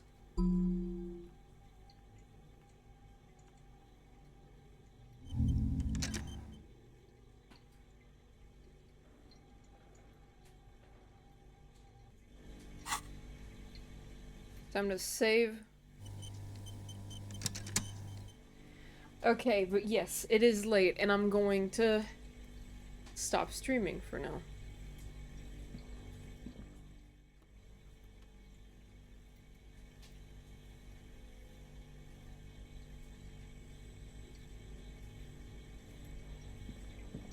Alright. Thank you guys so much for coming. I really appreciate it. It was a fun stream. I always love playing this game. There's always so much to do. But yeah, for now, I'm gonna go to bed. Maybe not. Maybe I'll do other stuff, but I'll go to bed after. I have to run some errands tomorrow. Man. I still have another week of no work. I'm pretty happy about that. Even though, like, I'm really not used to being on sick leave for that long. Which, I guess it's not that long. It's, like, just a week and a half, but it feels pretty long. But I enjoy it, trust me. Looking forward to the next one. Thank you for streaming. Hey, I appreciate it. Thank you so much. I'll be back to Disco Elysium on Friday, but on Wednesday I'm gonna stream another game. I'm gonna stream Dead by Daylight. I'm really excited about that. I haven't played this game in 3 years. I don't remember how to play anything in this game. So that's gonna be fun. Okay, who's streaming right now? I can raid. Oh. Okay, Shoizaro. Streaming some art, so we're gonna raid Shoizama. Hey, exciting. They have such a nice model, I really like it. Alright, starting the raid in 2, 1, and I'll see y'all later. Good night, everybody. Love y'all.